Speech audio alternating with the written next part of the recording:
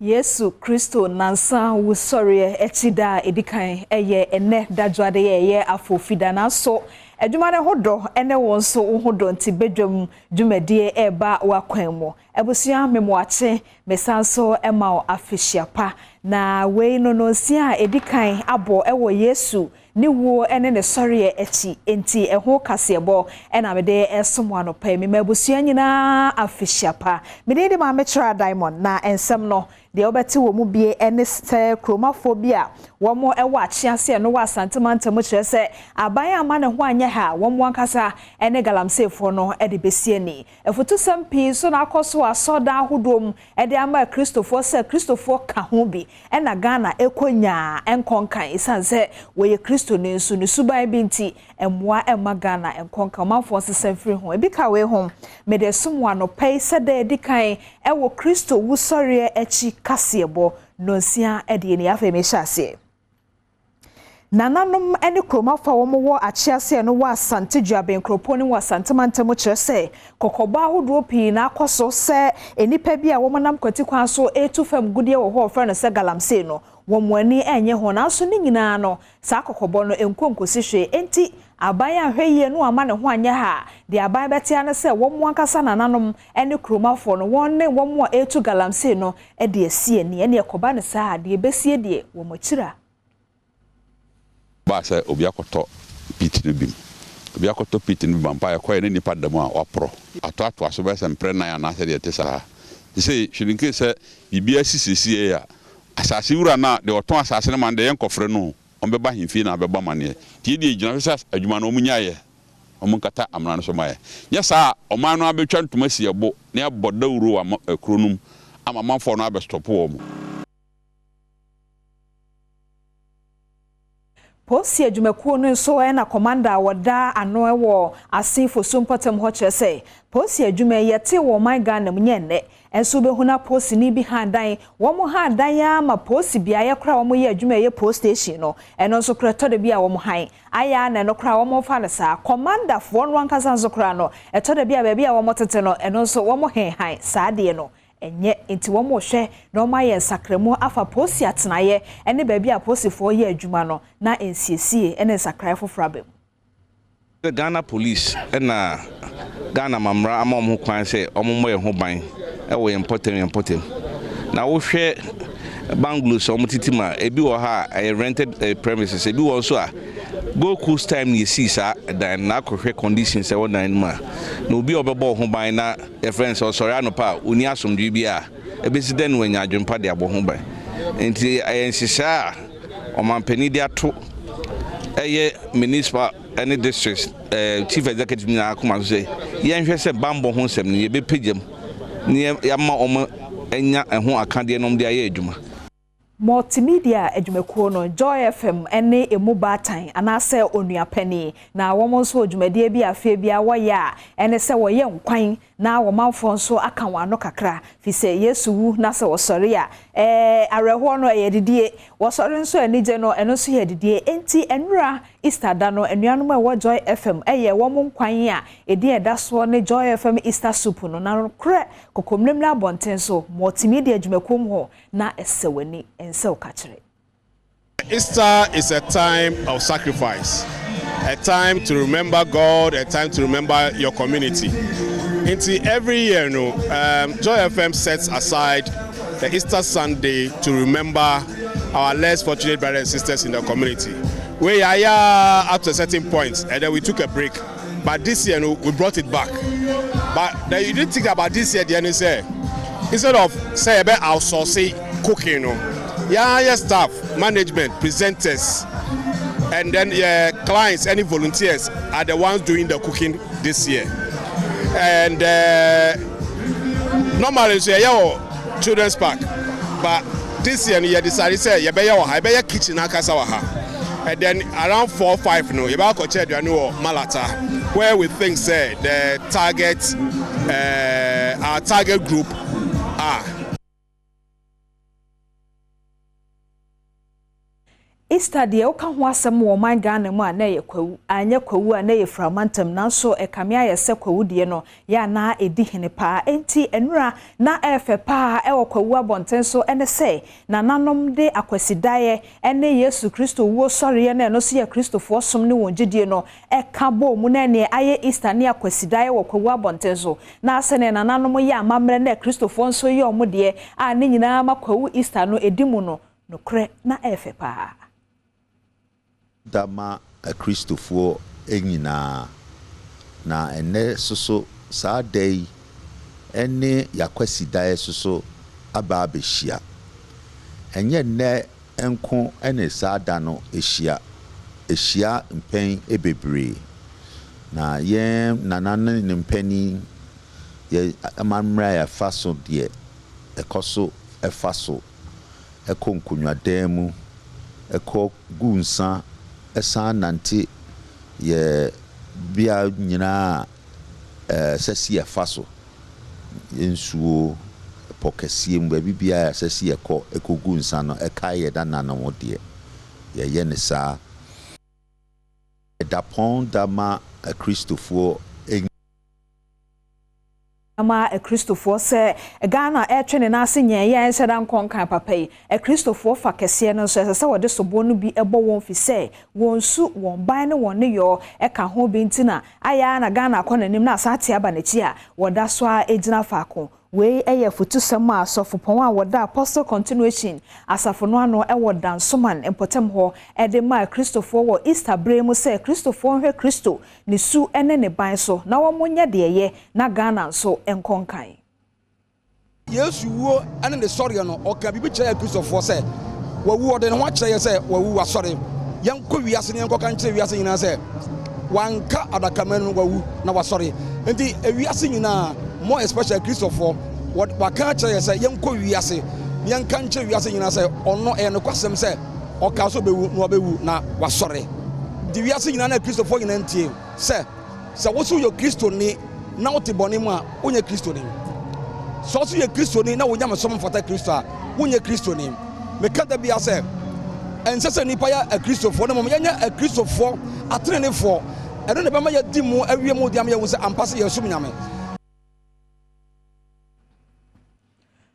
wo dunkwa abonten so Ebenezer Methodist Church not won hugu dunkwa abonten so ene akan mu asisie wo moteti mu prepra kronim kama gina homa se Kristo sum na ne ahonidie nenam enti wo mo so Easter bremu de wo beye de aboa dunkwa abonten so no na wo mo ye sa adwumadie na pani a woda asafoya no owuraye Ophelia into gbo Ghana fo kokose no kre Ghana fo binum wo hono mu a won su ni won ban ni adwen kura se bieda won tirim no ehia mansesaye na eye Yesu Kristo ewu sori ye no Yesu Kristo wu sori ye no eye ne kwasi adai no afutu amede ma kwawuman nyina nie eye kwawu efi nkokọ be posu nyina ne se ya ma ye no e kire ye se number 1 wode ye bone ya che ye number 2 wayi efi numi mu number 3 anka ne duabo eda ye so no wayi enti mesre kwawu mrantie ne meba wane adofo a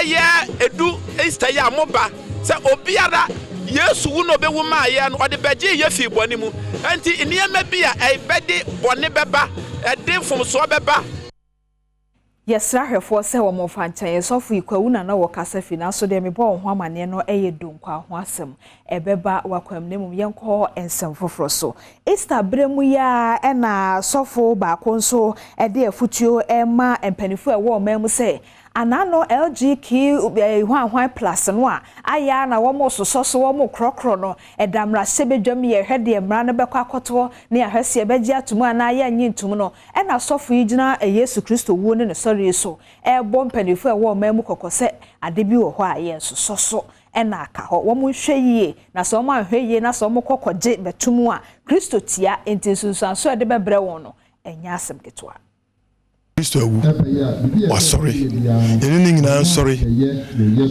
ewo adwin fofurom ewo suban fofurom se de beya betimi abobra papa aso awurade ani yenye mu nhira ebi ama aka yen ne bi aka oman no me woni se ye ama boni ahye yen so ye ama boni adie nim kan enti ewu sori yimu ye ma yani emra ye ho so ye nya se suban boni nyina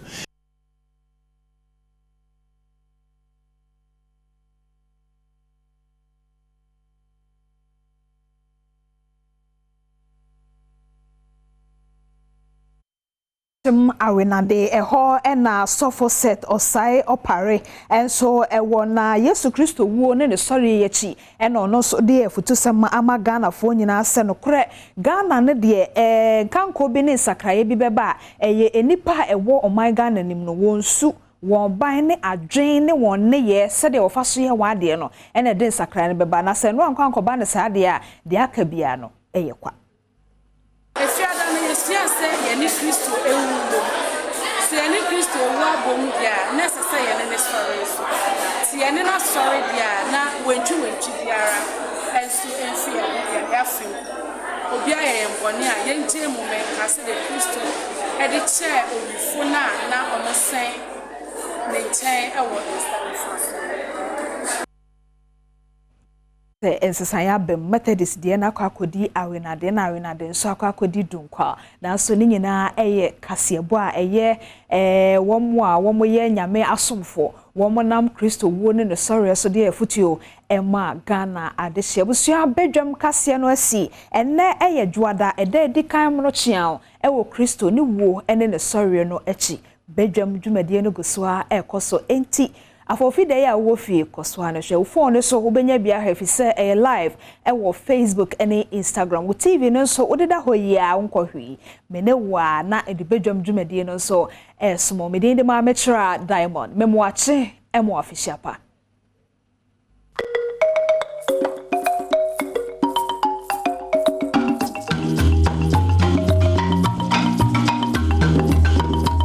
for memo official pa mesanso ema wache ene eye eda emono chiao isanse Kristo ede no kredie ejina ne tumi so se wode nansa bebubu asonda no ede nansa so asi eye no kwasem wo wiase abakosem se Yesu asem a wode nano ekaye no wamfa nano ano nwere nemum wabu asonda no ede nansa so asi ampa ejina homa se Kristo ewu asanso asori we eye Kristofo gidie ntia ewiase afa na nyina baabia Kristofo ewo no edusa abre ya wo hye ho fa edema Yesu mo se wawu asori age Kristofo enkwa eno ene Easter no nti we eda eye mo no chia wo Easter no echi anase Yesu sorry no echi me no obedi nkomo pi ewo Badwam na ebra Kristo ewuo na wasori na Kristofo bia ni age wa son demo na de ekoso ye ni gidie no na ebinum nso nam kwatikwan so esisi ebinum nsawoma bonten so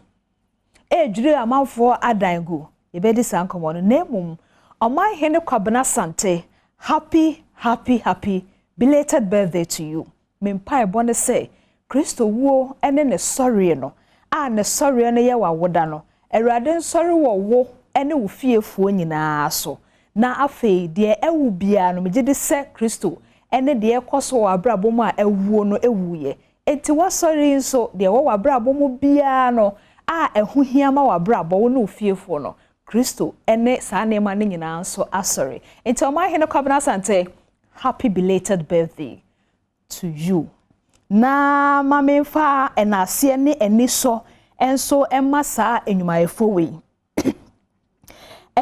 Georgina Apia so na your birthday o obuase St Thomas Primary B obuase na wo ochiame ne nabusua titru ne Yeremina eseme kan cho say happy birthday to you Auntie Georgina na Juliet na afei Ben enso surgical ward no account office wo kolebu no kre yedamase wate yedamase pa yedamase dodo Juliet ene Ben mo surgical account office ene nurse for ne doctor for mo kolebu male surgical ward nyina nurse for ne doctor for mo Ghana ye chiamo na sa ni pe ya me bo mo din kolebu abonten so no medamase dodo ora yiro chiame so damase o chiame am akonda kwanso edamase nyame nhwamo no mama hode ada mo de beje omanfo nkwasa de bia edamase nyame nhwamo but yen konsa wa mo ahu na no ya ye di stay ya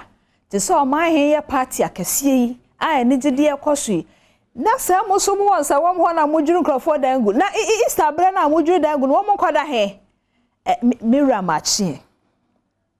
Hello. Hello. Hello. Mr. Omachi. Yeah, Nyaminia. Na pom to say. Nyamia dom na wo hwe. Nyamia dom official panso. Afin commentary. Na mo Easter dey me gide say mo antene dey on. Ne wo mu ni say Easter Monday dey kofo aswan e shipa wo pampanso number 1. I wo insawom ene Tijamanchi kwanso ha. Odi bebe wa ji ejire edo. Asem no ankasa ne sen eye den. Asem ni say anaju be 1 am for 2 mu ho.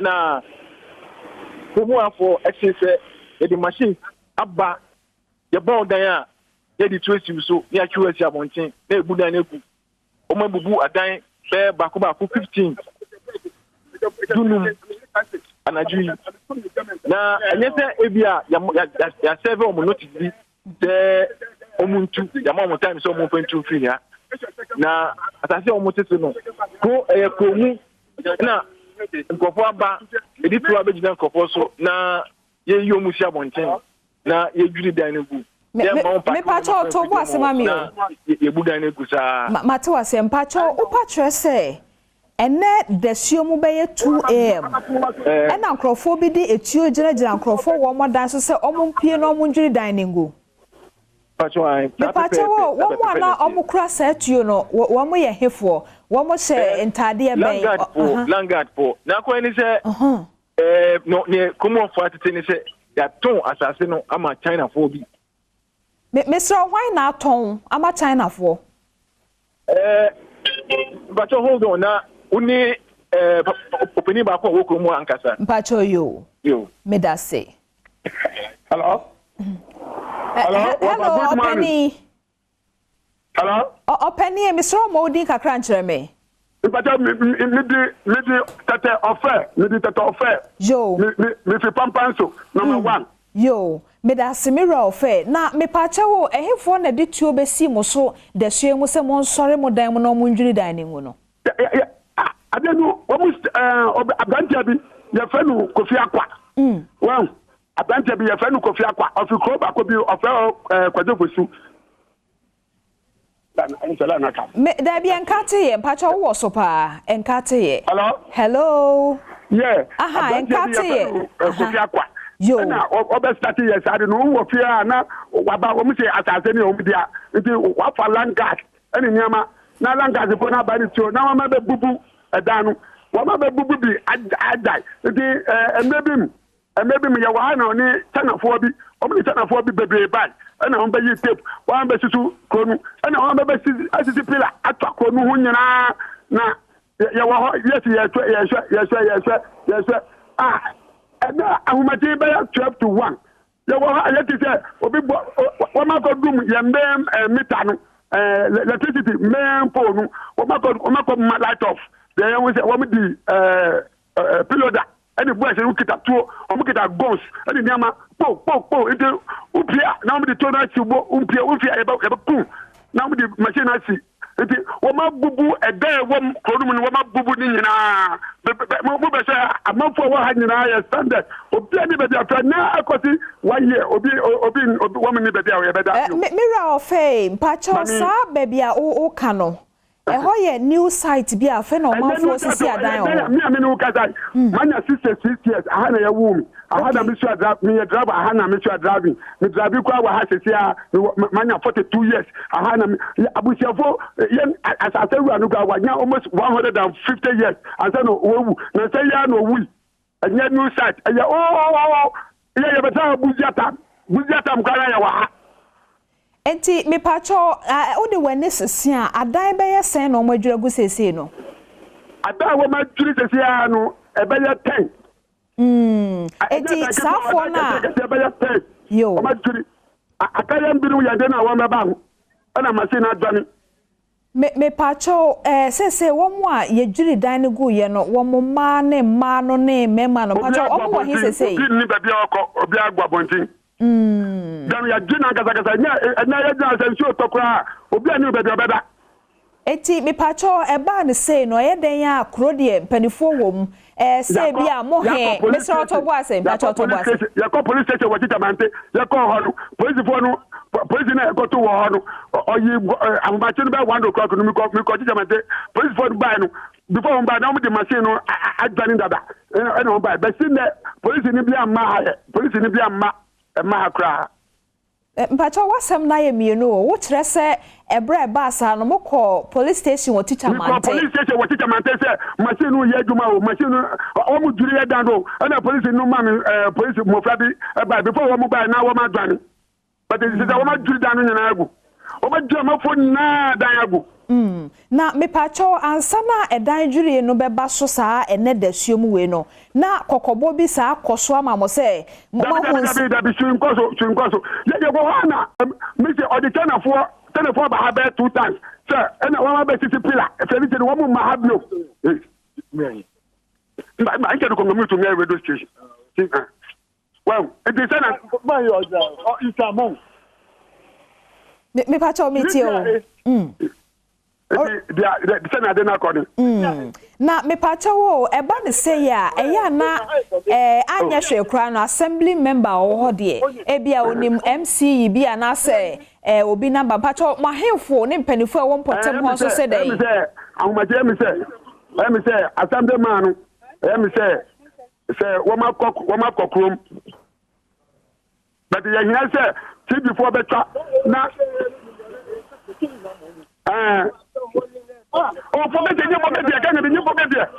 Mr. Ene Kasa Mpacho, Oro fe Pacho miti onti Ene Kasa Mpacho. Uche. Mr. Yankasa. Eti na mi bisa o se eba ne say no. Eba ne say ya na ahemfu okrom mpofrimu na no wo hweye bibi na assemblyman so de eden ya obewo MP number pacho nkomodie bi sa koso mo mpanifo se MP assemblyman ahemfu no obi ayi nanimu ya na mabo mamane Oje Mr. Mabo mamane obi animu kono ya ko da o kase pa community kase pa unimu set bi afa no concert eben kronu enye kro kitwa kro titi kro na de na mi bisa ne se on se eba ne se ye fa ne se bia wo DC ya na wo MC ya na se wo MP na wo he kra no e bia na ote akiri enti ba bia asem no si ye no wo nyante mpacho botimi anya obi afre no asem ma me se wo ma kokrom wo ma kokrom ode nani abehu nti wo kokrom kotu wana mo obi abehu wo ma kokrom me se wo ma kokrom okay etino botaye potia sa krache na obo ni din no pacho se friend say de ode etuo ne de beba ho no kona de na happy woman Mr. Krache na wo ka se ono no di anim de etuo ne ede ebe de eba mo ho no se friend say ya fa krono number 1 pampan so taxi number 1 me pacho enye krono Krache no a odi anim na wo mo de etuo ba mo so kofi akwa aha eti se sa kofi akwa no wo se edie be poti nti na mo bedwire mu adan guye o se krono ya o se asase ni nyina ko be enye asase to be se ahane atimota o se asase ni yani papa no mu dia na asase na ye ne papa no mu dia no ba bi kakra no a adan be ye se edusie no ho no kakra no na ohia no omode ama China fo no won adan no wa bedwire bi dada adan no wa bedwire bi ngofo de abansuro ngofo bi dwire no o ma boys no ma kasa wanyi na nim beta ya na boys ndi kasa na wa bedwire dan na mu ko se sa kwa abansuro bi wa be bi wa ma dwire abansuro ni nyina afi obi advantage small boy bi su ti dan bi wa ma ko dwire ni dan ni nyina asana na wa ma ba ha no de adan no dwire no wa mu sate you see your friend work out nso anko your friend work out anko me pacho why na de na court pen na wanko no oh wo mu mpenfo no se wo mu sebunu wo ma sebunu wo mu friend work out sa anko na de no na o say okay mira ofe ye eba ne se ya na ye mojahye na so me susu se akakakra ye ne mo MC Ziggy Edin komo na ye bomodin asenka ye ne no bedi nkomo nanka ye hu de airport hello Mirofe hello Mirofe mami pacho de me chene say ye ne mo DC youth MC of Ziggy edi ye bomodin say anka ye be nya no ne ye bisa ne say de ekoso no Mr. Otoboase, ye who said yes, man, welcome one. I don't know, I'm not about what I don't know. I said, when you be welcome, before I didn't see first, me call you know, I know you get them say, you're coming, sister, I don't know, my blood.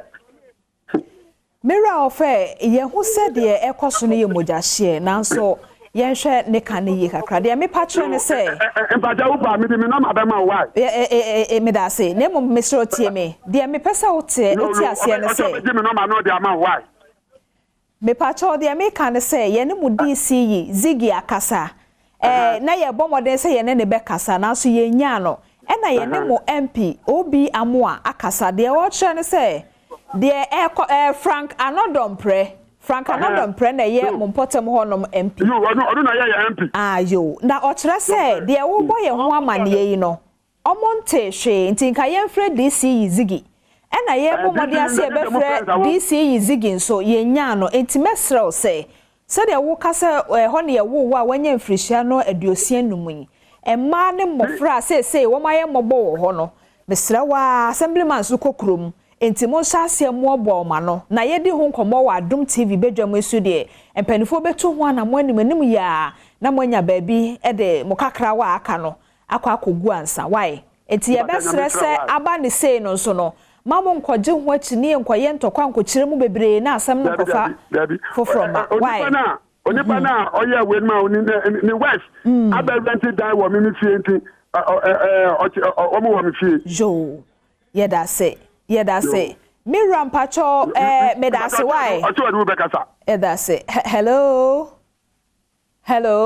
Diamond yes sir yo what there me multimedia jumani na me ye extra there e wo impotemo ha okay na wawo foforo kran nti wo me nchen e wa kra okay na anadwi na mo frɛ sɛ ye di machine abesi komo a edwi adan nyina ti betu mu na me nua ba ko tu ka e bae so na enukwan o ma dwi adan be 15 egu anya sɛ ya atakwa me na sɛ nua adan o e block dan pa no mo dwi ni na egu sɛ tu si o mo sɛ ye frɛ ye be bɔ opono no gidigidi na upi pe na di tu si so ye wo su kwa phone kwa ye be gi phone efi nsem na ye dwi dan egu a ye ma won fa pin kwa o dem ho nji eka efie be miensa na edu me wife ne so na omo rush call police station na omo mo di sajuma no omo se boys ni abre no omo tu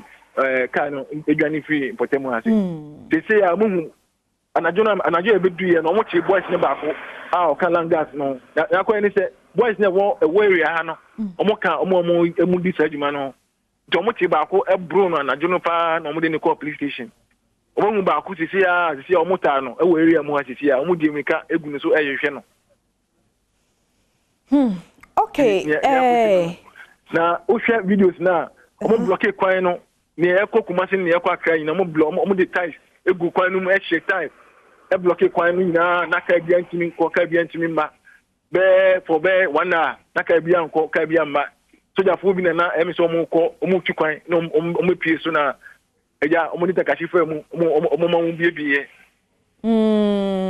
okay intimate wasie ya saa na jono kra na sojafo bi ebe mu ma kra ai saa samonefo ni tumi dwane ye mate na ebesi no na sie yate anope ya ebo mate tixia na sojafo no omo twema afọ medase minu abema medase pa enti no de yesre ne se owura Anodom pre we de wakache mu a na DC owura Ziggy onso wakache mu a eba ne senso a ye de yan ahemfo ne ahemafo ne krompanifo nso wo ho enti empofrum ye animanimu yi se de wo kasa wo no kra na yira wo pecheyi nyame na aboa no se na yira wo ne nchen wo nkran but bia obenso a wo saa peche no bia na obi mponyem ana obi kura wo mofra pa we eba no mirikatuo ni dwane a untimi nwane nya wom enti yesrese eba no se ya se na ya ada mpofiri mu motae boa no we nso eduru hosa na ekire ye hu de sunsuan de bodejo bekwa akoguo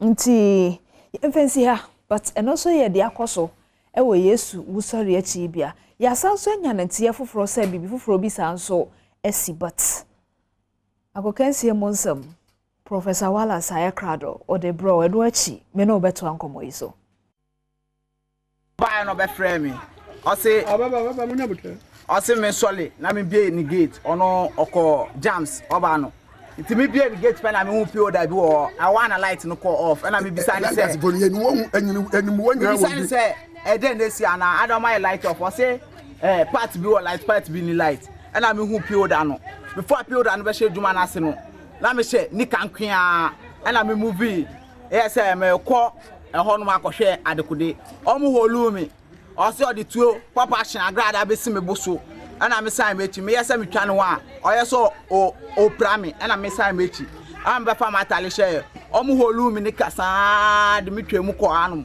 on ka che me mfra me nu anum odemu no omo kire me se omo dawo ana omo bubu dan no nkola de dademu omo man yen nioma omo ka hwentre nkola krampa omo risk say omo risking nkola life so omo ye den o omo bubu ana omo destroy properties na o area hanum nyina sana me bani sina me sorry na me sister bani susu onu susu ya sorry na let say bibi ekun na my sister say I dey wait on Tiasi because the way I no see a den into on Tiasi. Na oh sorry, opie na anu nyina ye kusu. And also BMP. Nke be pia be hwe ankofo ni genja say yempie fide ni. Na ese ya pa omo cho. Omo yi ni o mansa na. Omo ma yempie. Omo si yempie, say yempie I don't me on den. It's my sister so phone say or the kwasha dey o ka tell me sister say when phone na or the dia bo no kun achi nti yi no ma na wi kura na o ma gida nde we cat ni be cat we ni nyina o den no o be say yo no ma nyanti yesi ka na di nyina ka den ya mfa nya mo bia o den no mu bu dan na etise o papa so etorimu me papa ya yarefo atwant na otorimu ntumi yake no collapse. Is it your way? It's your Madam Banko. Okay. That's it. Yeah, no, I want for Bato. Yeah, you want you want not don't play with her. Says your coffee aqua, as in Chronic and Nidia. Says your Wabu and you know, you're feeling now. I said, Mama, I'm now. I'm going to put it now. You never be at your Samu. Mumboy, what's Mumboy, you know, Master. We are saying, who are you? Who are Adom TV? You want Pibia? You want Bia or how? Omusha Sinu, Busum Afina Kwon, and Omusha Sadia Nasi Quembo. Almost Sipiles, Bebre. You know some would dear Golly, now says Abasu Lava, and they are da. I'm matching a man and 2 o'clock. You hear more, Yasram, Yanwesi.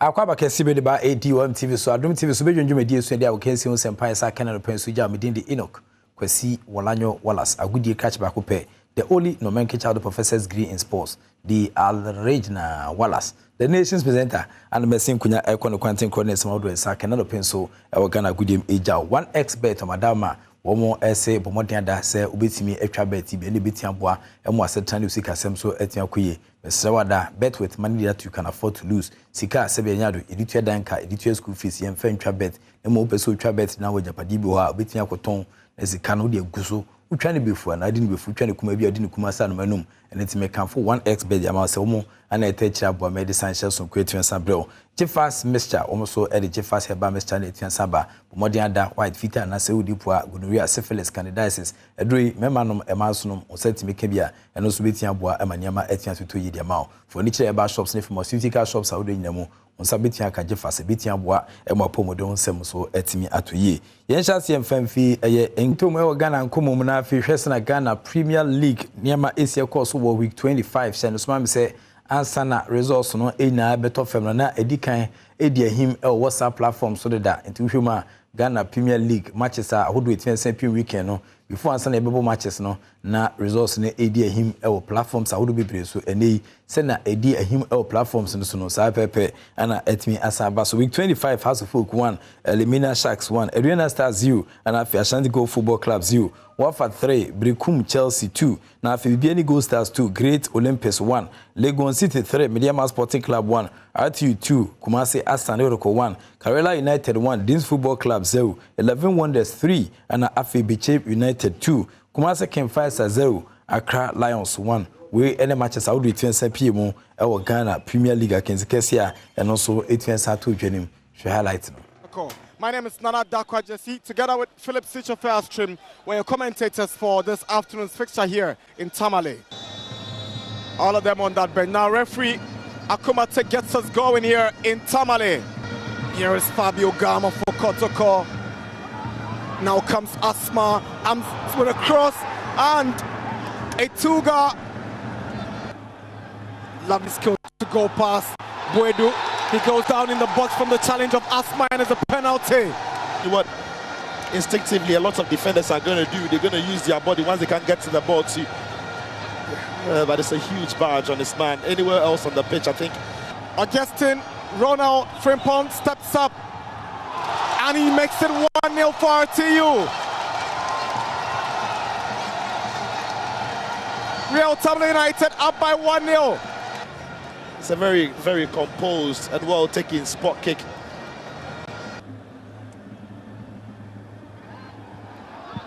Here is Gama. Now Sharif.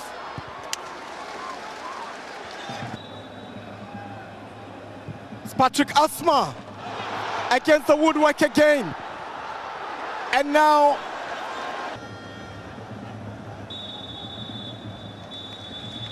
whistles for the end of the first down. Franklin Akumate separating the two sides as Kotoko gets us going for second half football. It's Sharif Mohammed whose long searching pass is met by Hadir Mohammed.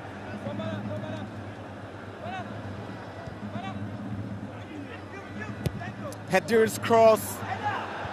Edu's header. And it's a second goal for RTU. Victor Edu has made it 2-0. He's been brilliant with judging the flight of the balls, that lad. But that was so wrong a decision to make. Not the best of headers, not the most powerful header from Victor Edu. Sadat Mohammed has lost the ball to Sharif Mohammed. Now here comes a Tuga. He goes down, it's a penalty. Kotoko with an opportunity to halve the deficit, it's a penalty. Up against Yasei. Here comes a Tuga. He's reduced the deficit, it's RTU 2, Kotoko 1. If he gets this right, it's a really good spot kick from Etuga. And now Kotoko are within 1. We're in the final moments of this game. Abagna! That was close from Abagna. And it's the final whistle, it's all over here at the Tamale Sports Stadium. Full time at the Aliuma Ama Stadium in Tamale.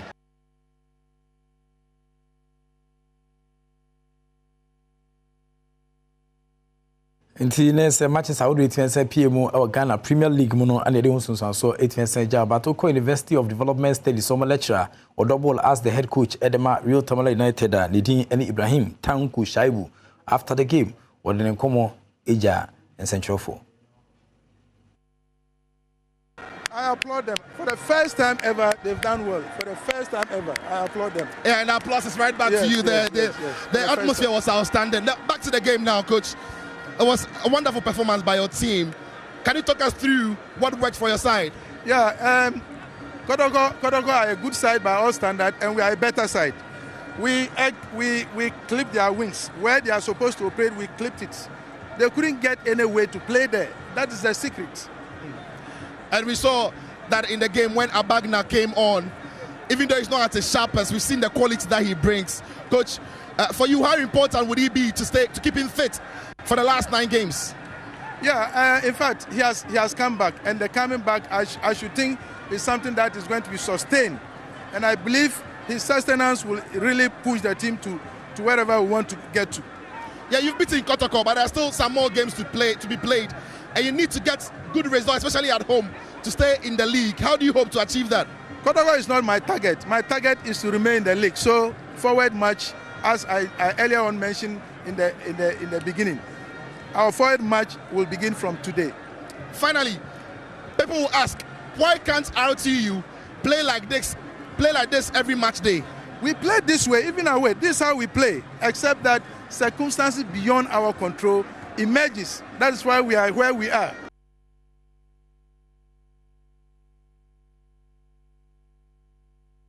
Ibrahim Tanko Shaibu RTU for coach Nathan Castle de Nkomo Ejamia, Umudi Kodokofoso Enkuni, but ye call Dr. Prosperity Ogum, on the head coach Edema Kumase Asante after the game. I think they lost their focus on the field. Most of the things that they were doing, especially with the ball, were not the things that they were supposed to do. They were too individualistic on the field. Most of the players didn't play as a unit, as a team, and I think that actually affected us. Coach, it's your 3rd defeat of the season, and reports coming through is that Bechem United have won their game. That means that they are within 5 points of the top. Is it now pressure time for the last 9 games? No, it's not pressure time. We've lost. We have to accept the defeat, make sure that we stay focused, we stay confident. We don't have to lose our composure. We don't have to lose our self-belief. We have to go back and make sure that we get things done right. That is it. It's one of the disappointments, the fact that the 2 goals you conceded were down to, if you like, some mistakes. One penalty given away. The second goal, arguably, the goalkeeper could have stayed on the line and judged a lot better. Is that some of the disappointments from the game? Exactly. If you look at the penalty we conceded, it was not necessary. I mean, the tackle from Asma was not necessary. And if you look at the way Danlad also came out, it was not necessary because Apia was with him. So once you had a defender with an attacker, yours was to keep your line of movement in line with the ball so that if he misses, you can react. And if he gets the ball and he takes a shot at goal, you'll be able to save it. But I think he was trying to think faster ahead of the 2 players. And rather, in terms of his movement, he was late. And the RTU player was first to the ball. So, finally, I mean, what one positive can you say you could pick from this game? We created some good chances, especially in the early part of the game, which we could have scored, but we couldn't. And I think it's okay. It's okay. We've lost, and we have to accept it. I mean, no blame game. We just have to make sure that we go back as a unit like we came here and make sure that we get things done right and move on. That's all. The Dr. Prosperity Ogum Kotoko head coach Nathan can say after so didn't throw against Real Tamale United no what didn't come on 8-2. And now you catch your last week, say on quarter and fee, your Cochelia Bampa, Oko, where the Nani 8-2 more rest and the Maisi Kosoa, and what that as a FM Easter fan games in 8-2. Watchna, and me Adoma, the home Kumo will be Nabitian Sabro, not for Sanama, is your course so Oko, now do a need to answer or at TBA Methodist School Parker. We hear Nipa Pian come if you're teaching the bench better there. Let's say Nika, it's a month for a share quote now for Chile and Nina. And the winners, Yamiadoma, Watchna, Monkrato, no between Saba. One expert, I've always told you that betting is better than Sakawa. Bet they were trying to be for nothing before trying to come be a didn't come outside Manum. And it's more than that. So per bet and quantity money, one expert. Bet with money that you can afford to lose. And the between Sabo may na Yasumetian Sadrin. Yeah, cannot Jeffas Health Limited at the Jeffas, do Tashon net actually. Jeffas, do Memanum. And Marsonum, Koheba shops, and pharmaceutical shops out doing them. On Sabetia Kajefas to be bobo, then what Emaniama 8-2 from a woman and sponsors a touch the boy man and a pencil. Yadia will can see him Empire Saka 8 Jao. Of course, I wish you happy Easter. Within the Professor Ike Wallace, a good year catch back open of of course, evidence based presentation 8 Jao. I didn't anymore on your case for being the Sunni and found Kobe being the so. The act of being a good guest is to now to say goodbye.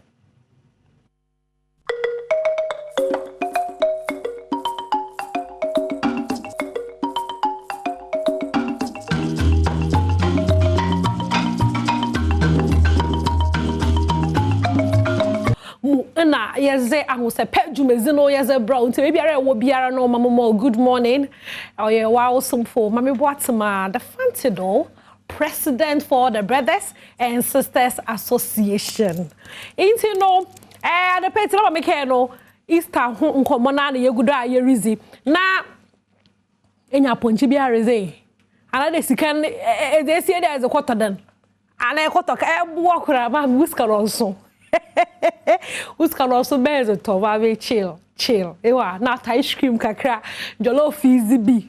Mama ye kakra nazi. How is it them? You know in the dome go kuku dem bi pa wo fie ha dey your mama sister pain. Wa baba kam sa wa ha dey Sunday Easter som no na so o bibi kakra oye. Na show no oye big concert or Ghana hadi you look forward to but me had some time back now me can launch na ho asem na me the 2 years in COVID-19 no onto monye but it's coming back this year into no as ye nyina no ye hwekwan there ye be hie no but before I may introduce my guest or hadi na show no hwe ina ye embrace here George Forest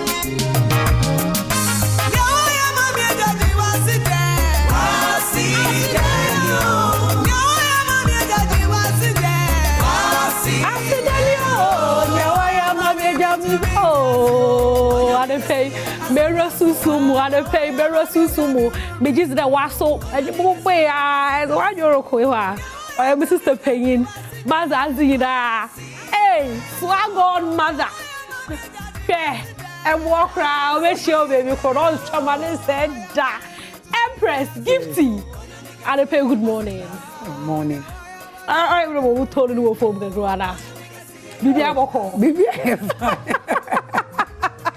okay now yeah you mean to know my yes can you and you mean command sana yaba trek home nkomo na how many years in 15 years now October 15 years what yeah no I don't know slim now what will be any beginning no beginning the obe who at the end in our home yes where it tells you where God started everything for. And if say man who can come into baby I mean it's just the grace of God. It tells you I always watch this video. Wow. Yes, and sometimes maybe I'm a pandemic VP, I mean shedding who I don't know me like improvement. I just go back and watch this video and it tells me saying maybe to me higher. Oh, wow. So it humbles me. When I watch this video, it humbles me. Mama make baby I feel. And you way no a big song.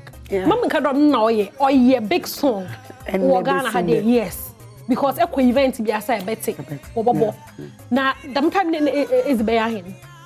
Why do you want to calculate? Because you look very young. Still I'm and young. You are still looking young. Thank you. It's a 15er. Empress. Then me warrant mo. I why you dealing? Never me warrant. Okay. Yes, me warrant. To where can I mean? Where I wish and can. It's the time there. 7 months. This video I was pregnant. For 7 months? Yes. Wow. Now, what age is Zenka? Why do I have to tell you my age? No, at that time. No. Why do you need? Who had the headache? Okay. And I age in a cage man. I'm here. Debut. What's my video? What's the name? Look young or video? This is when you allow yourself for depression. Okay. So I'm found uncle. Okay. Mr. Mark, me say me depression. Okay. So me somebody I always want to be myself and make myself happy. Self-love, no. Me and the first answer my kodo. Until within me, them me sorry I not pay. I know maybe I'm looking forward for something and by, but my dream shade you do. Okay. Mama can watch us. I just want a free spirit, make myself happy, look good for myself. And son will be crying, why for I should not catch him like that. Okay. So I think that thing keeps me going. Okay. Yes. Now, a new way, no, I did a lot of awards. Better nominations rather. A lot of nominations. But so the following. Wow, when it comes to gospel, now we be more for it's an industry you have nobody who so you pay, you even pay, of course, to be established in the industry. The things you go through, you have no idea. Okay. Free shows, Uber boss, sorry, them na corporate show, and a war scheme, Uber more free show, nessa. So when we second album, you know how the system is. Until now, when you're ground, I caught the song there, and you way me introduction, and then Fefefe be establishing me. So Fefefe was the song I made in award to be brave. Okay, yeah. okay. Matter say now, it feels good to look back. Always, that is me. I did it all day. Me ferry, say me should meet. Hey. Mechine calculate mama na me do 50 years ago. So many women, but Mechi I can go back and watch it. Wow. A lot of videos, a lot of interviews. And then I was interview and coming. Empress, 15 years in the industry. This year. But that was the biggest thing. My achievement is winning souls for Christ. And also making myself happy. Making good decisions. That has brought me far. Loco one. Loco beautiful. Why if I want to pay so into the resurrection effect concept is Zimelampono. Why that name? I am one person. I always want to seek the face of God when it comes to my ministry. We can have a meeting, the team will be at the beba, but I'm going to provide it. So I think one of the days when I was there, I heard this word because now I can be some few months to Easter, and I heard resurrection effect. So maybe 2 pages. I said, this is what I've heard. Names now but this is what I've heard. So let's work around the effect of the resurrection. And I wish I saw. The review and said they need A-list artists, gospel artists there. Or should I watch show when it comes to Easter? Now Easter so na idea esombo ema Christopher when it comes to say yes we now or sorry now why my freedom, why my grace, accessibility, and nyama bebre to come to him and to say Abba Father thank you. And you know me when you say now a good decision, it was a good thing that I had. You're planning, I'm so okay. Then we can phrase it well, so we can have the hashtag. The resurrection effect concept. Shrek. Yeah. TREC. So being spelling now. But I am the pardon Erica Day. Yes, no for some here in Christian for. Said I'm a time in Pono Costa Day. Yemayemudo, yes. Chokon Chrono one country again celebrating. I hope on the birthday. But okay, check in the young Ken. Now on the birthday, but they don't want one. Who told you it's the birthday?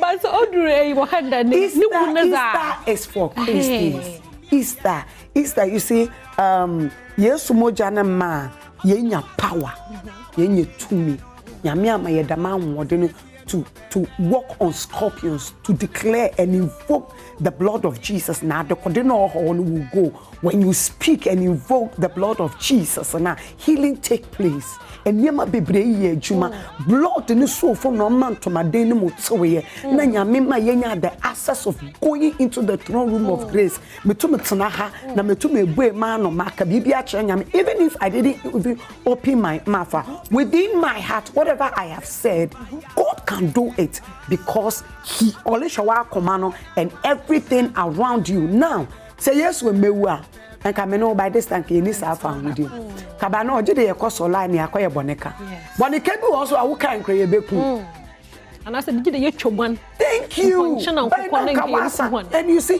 anything that God does adibia yesu pay do ye no the bibi swano no the moja no di swano and say yesu moja ni besu bibia no ma sase o se mi wu na ne nansa so messa sorry and Bible says and confirmed that we na person answer oh sorry that makes the unique among the rest for be magic or be miracles or be bibia obi we obi be sorry yesu nyame Lazarus enyama bebre but more ade apostle me Christopher it's our priority in there Abba Mary Magdalene bowra tumbu ni na yesu aso. Hallelujah, somebody preach. Amen. Preach, Empress. Hey. Hey, now as a power power. Wow, I love that. Into the resurrection effect concert, no. On some and this year, we about the essence of the empty tomb. Theme for the program is the essence of the empty tomb. Yes. The tomb banana Jesus on the one. Yeah, the tomb neighbor, junction mo. In chat. Yeah, the tomb neighbor junction mo. And it's going to be an awesome time for you to experience it. I don't know. I mean, things that are frustrating you. Come and have an encounter with the tomb. Because tomb say yes, I'm sorry. Can resurrection them programming, but because there was a resurrection, because somebody died for me and you, and that person decided that made you owusafwa na me de won kwana wo pe diama. Empress. Yes, Empress. They don't know na me bisa there. It's sisiara no e fasting ma. Long time. Empress ya baba ho. Junction mo. The junction mo nungwa. Okay. Yes, and Nyame Adom ye the Nigeria gospel artist every Nigeria by your friend Peterson Okopui Edinife Nigeria by your mama Menumotego sisters or Chakalulu me Reverend Periloko Pastor Eric Joshua Ewoho. Guess what? Ye were open art a year generation new art now on my band. I give them opportunity so you will see some of them on the stage and yes, was surprise arts on the stage. Surprise act. Surprise act. Yenyi me to me. Yenyi me to my. Ampedu baba beto nyo. Oh, surprise act. Oh, of course. Na lo po nji do echi odo. Oh, na bata ampedu yenyi no anyawa. Oyona. Na so na bia na ezinya bo bia na owura afi bibi nti na maye mbo promo no. Okay. Na yenya a full picture of the resurrection effect concert. Mo ba ye o junction mo. Na ye hwe yi na ye mresi sia.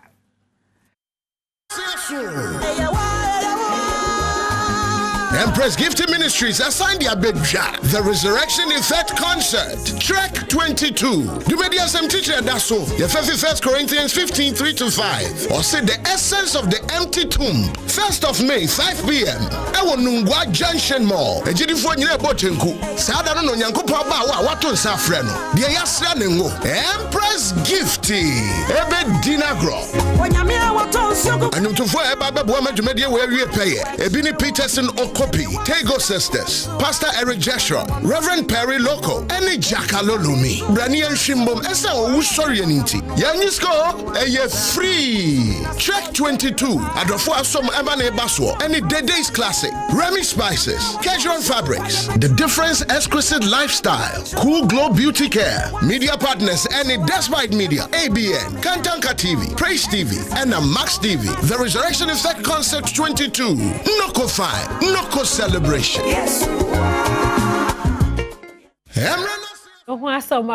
Noko celebration yeboko na yakwakoshe Jesus ni tumbo no because yen as human beings no as okura okuhen pa yiwu ye na komotu pa obani wa na say Jesus tum wi osan no sorry ya no problem no ya problem ame Empress decision wa junction mall shen wona Empress last year or the ebobo shows bi na azama no nkonfu mpo kase bebre dodo there enye secular artists for perform wo shows na de ye behu wo mu bi o show na sala Miss more surprise art on stage no suspecting me was surprise art me was surprise art bibi mo to be so as na city empede be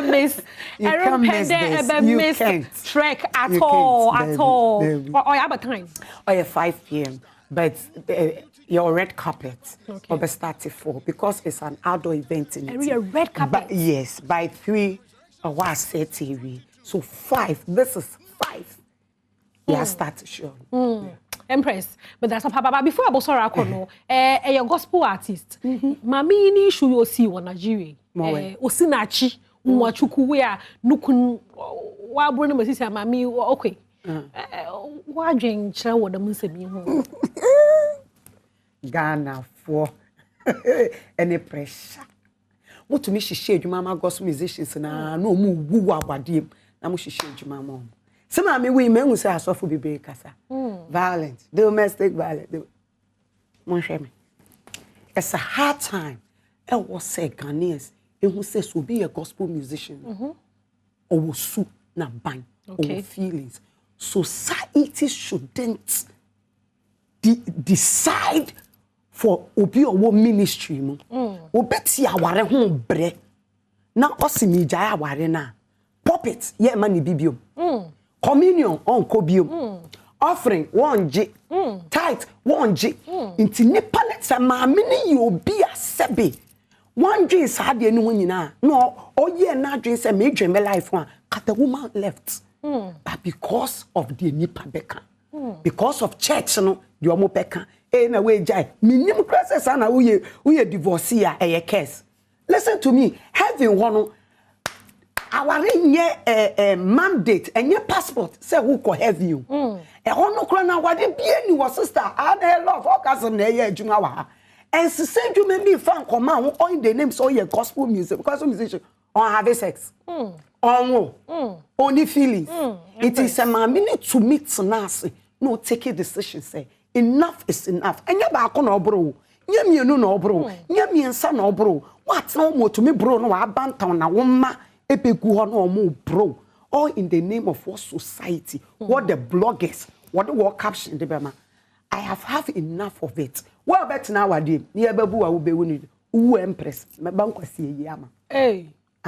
No hasa manya. Oh yes. Nse chirema ne peso obi tibibi da masa. Otimuni ye bro na. Leave. Come mami so nti wa come to one room not na ho. Sa mami fo no so ka ho bi. E na ebusia ne shame be ba yeso. Na mpocho nsa na waton na he. Nsa na nkasa na shinap na wode bra na waton na. Sister koto shinap na for ko bi ndi we chaka ponya ko di we chi na fa shinap na ko. E free. Empress, e beka de aware forever.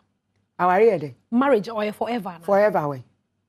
Marriage ni formula. Forever de. Okay. Marriage me no ni a friendship. You love my weakness, I love your weakness. You don't share me with marriage. Debbie, ube family fi me ma me fi. One case order me ko Navy school. Debbie, inti say o worry me. Allow me to function. Gift na wo mi mu no. Mon pay. Don't remember hamado. Remember tnamado. Or in the name of our pacho for better for worse, no what's happening no. Oh, you see, and the counselors are not one can call was sorry dem. Asofo no so nka no akọ no wa abro no eduru won wa pim fufu aman we edi o say let us pray by this time wa abro sister na na so lifi moja let us pray akọ asofo no say let us pray jai church na power yo bi na ko be yesusu munyama am obi ala lentete wow because when you go to heaven nobody will ask you your Mrs. name nobody will obi ebisa and I keep saying this 2 years ago that people are going through hell or in the name what people will say se mi tie de nipa beka ba na man kama anu medurewu but listen to me wo de se wo hu de nyame aya ta ne se wani so ate nyame betumi aye man to mo tata waso no obesu no hasa maragen but that's what papa abo points bebre do e won ber pa nke be henu na so no medase obiara wa so no ane pay onte pa because wa bro bia no pay to ote to wa bro na what ane pay dey chirem sisi a wa bro bi anaju na wa bro bi okay because 12 na benyi na bay os be sia no sorry no nko hit the man faman be sia no so sha wa abre os ma abre na dimdim nti bia be 12 for the car bebre so nkudu nje car no wo bi be sesa car no wa da akonti CT Dye show. Empress, Nyami Isho Baby, the resurrection effect comfort. Yababa ho. Area so oye osu him osu manche. Oye needy program. It's Empress. I am part of that. It's me to suffer be osu. They are the Empress. Gifting me osu manche. Ne whole mind there. That abusive marriage. You mean yanke be fun project. It's a project that 2 years ago na me. Oh, okay. At once I got na hano. Who can cry? One more person. No one turn. Go into marriage that you have inner peace. Don't go to marriage when you hear your husband's na ben pepe na the running stomach na year nice girl 30 years 40 years no when you now 60 years. Look at me. Enjoy life. Marriage is not by force. Don't kill yourself. Matter say, but that's what happened. Praise gifty. Yami Isho baby. The resurrection effect conference. No, yeah, boko. So no, mamuncham who ke krebi. One other guest. Oh, if you had it, mamuncham mo kakra. Na mumbra. Yami Isho baby. Yami Isho. Oni mo how. Oni mo adwendwen. Oni me ye we fom. Oni bibiara. Na osde mensuro Sunday otugumu. Na nyami tugumu za no bibiara bokodo 13. Bibiara elufom biara no. He lives in me, Reverend Bernard Amankwa. Me stay. Ya makacho de nyumono. Ono ne yezri Easter. Sunday all the Easter Sunday to me kaka ye ho. Da nyami ti henimu. Na yen nti no bebo wi zeji halankwa. Inti anepe mo Reverend Bernard Amankwa go studios hade mama na akwaba. Reverend akwaba. Yeah. Yeah,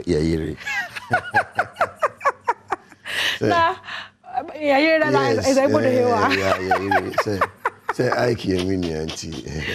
Reverend, he lives in me. Yeah. He lives in me. Inspiration, I found over him.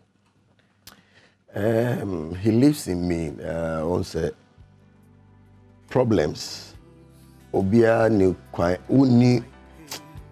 You don't have the antidote to the fact said who be determine ebe baus. Na adie bi baus so a kwan a obefa so a ube deal with adie no. How well what forming observers ewo mu. Ebe ma wa say oh ube kun ho ana say ube jina. So this is one of the songs to build that faith inside you. Say, divinity lives inside you. Nyame honhom atiumu. And this nyame honhom tiumu dia. The Bible says the same spirit or the same power, the same spirit that raised Christ from the dead, that same spirit resides inside you. And it says, to me now if ye Christ free a ufuo mu no atu mu sesi a dia then na ne beba wakwamu bia na so timigina and this is the song to build the faith of believers and people who don't even believe as a whole. Say bia benya ni da so say as for the come, you don't determine what comes unto you, but when it comes as a believer, when the come, you overcome the come. So Reverend, that's why we say you are overcomer. Wow. Now, Reverend, today, testimonies do. Yes. Yes. Able to share personal testimony, BBA, or related to what you are. Obi osi ya dem obi retain him. Obaka na pay cry wa so about na hade o should shoe o show no problems bia. Inti my hand one kasa personal testimony another be a testimony obi share with you no mu yeduru pa na obi retain him na so refa bibi ma no so stay on for ye bibi ozibe jinado de Nyankopon to me ye ma wa obotum wa ya ma no so. For me, of course, I mean, share my testimonies there and then I am free because I'm a product of God's handiwork and then a living proof of God's grace. Because me share my brother the school days, transition from a footballer to an athlete, and then time me then to become a gospel musician, all these things a dose baby. But they met me I can say Drumrebia BBA school no na my imagine say media me tertiary education me ko Ghana na me ko US and Nyankopon so edi asem na make no so and na me because na my born again fresh to me faith ne woni mu no na too much. Okay. Before me free school mu no me call round na me kanya me sem and na me kanya me sem che your school mates no obi I say akwa we pa and ne Bernard no so ayeden oye born again or just say na me share that nye bad but na me bad nyame jimi no me call class to class na me share na sem na me catch Nyankopon say me pese me come tertiary education na Ghana me baby we school na me nya American lottery no be say was me call US. Wow.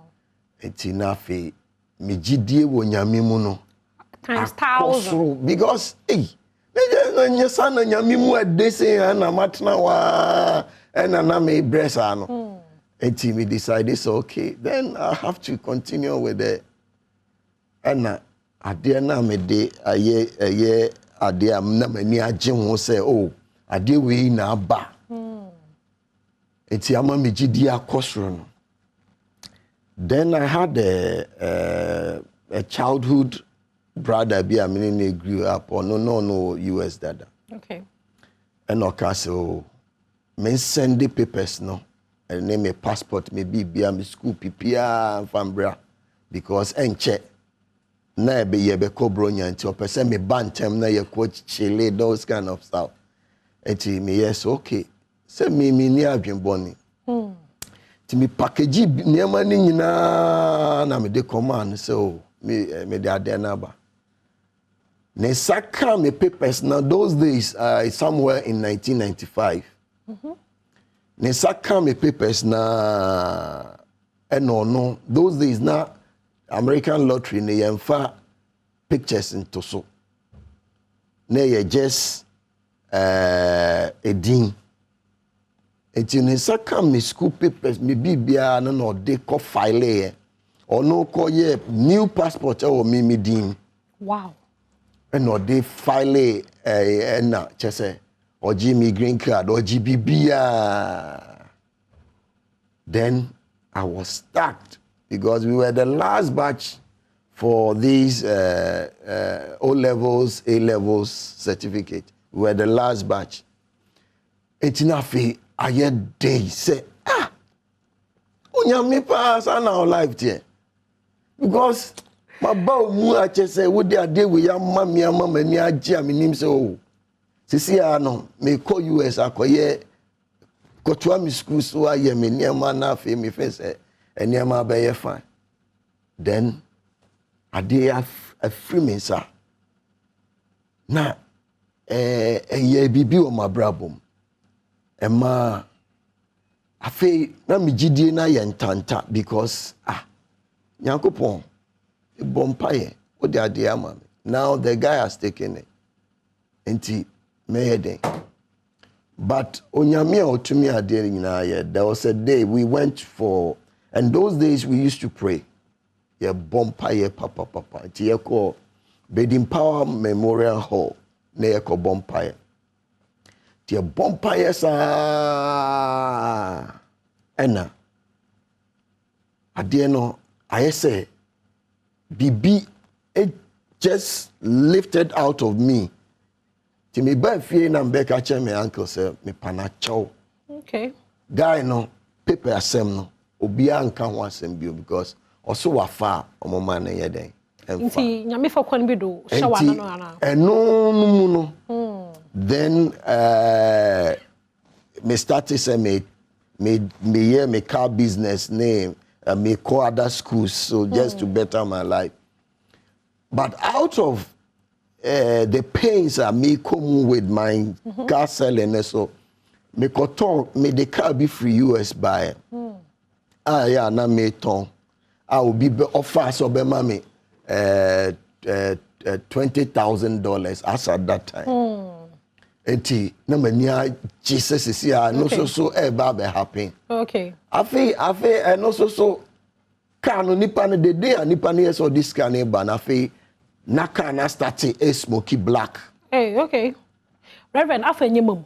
But me pede e bonopon mam. E wa be emuni nti. Yes. Nti za nyame ye a osisi yetuma akwa brochira ba akwa. Abrochire dey say. Ekobado nso. Ene dey. Me person me ma ohun say out of the pain na me come no. With that car na you know. I went before God and na me bonfire and out of the pain na me come no. Then God gave me the song I don't want to leave your presence just as I came. So that was the beginning of the transition from me brave, no, because out of this, I don't want to leave your presence. Now, by the grace of God, I've written so many songs, and then out of it, I have 6 albums, and then other ones are coming. Reverend, I mean, show baby, and the pace will be say, wow. Buffer BBA freeze, I came who knows that to me just into you know, Reverend, and you know the TV down or for now. After TV, no, there's a call YouTube, Albania, Reverend Benalaman, I mean, show baby, he lives in me, or your fine papa. Now, and the no year or my hino cobna Santini birthday. Into no, no, near Adolfo Kakra, Obama, or yes, surprise Kakra was a man. Into no, young shares are Kodo on Bars and a bush on no Mamizin Kalman Cross and a member of I business and Mammy Watma. The Fantado president for the Brothers and Sisters Association. Happy birthday on my hino cobna Santi. Hey, Papa no too much. I mean, share no. Na she I master.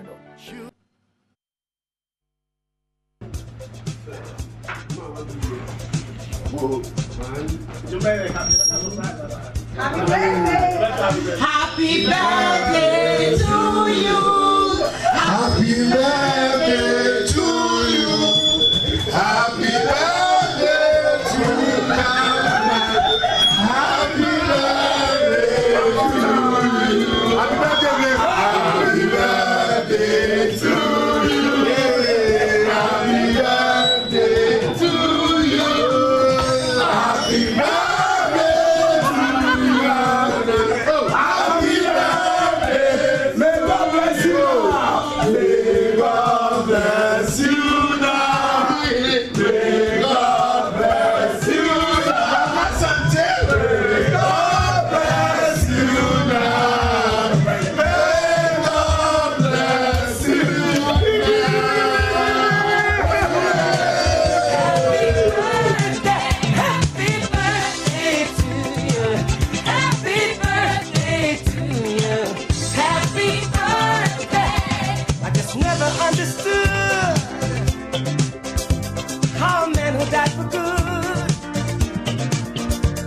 Not have a David Wood.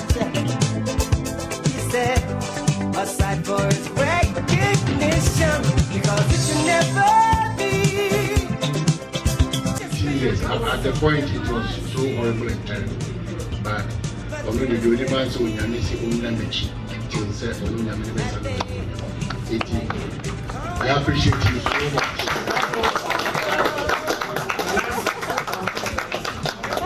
I'm not surprised that this is the core. I'm not surprised. We will be that is the one. Mrs. Tani, wait. Don't tell me Mrs. Tani.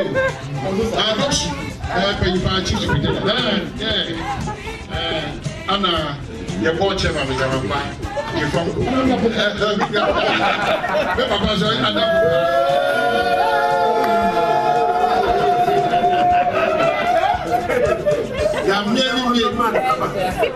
I think so. No ground kind. Radio go 2002 baby. Not Obiara Bandam. Fair song, or the man boy and negative. Jordi Babiduni, fair song, the body Babiduni. It is a big mic and I don't run the free touchy man. Now, what now the Casa Radio go down Casa, depending on 80. He has been there up to date. We are the best. We are the best. In fact, but what is you checking? It is Onodi, I owe Accra, they are making any part in the lot. I will chance technical and prophetic advisor. Okay, we cast this cake for long life, good health, prosperity in the name of the Father, the Son, and of the Holy Spirit.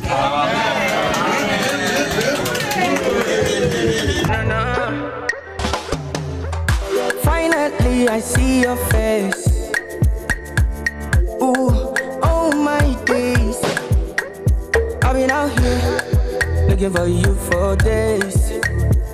Ooh, I just want to say, my head, you day for my head. I know fit to reset. I know.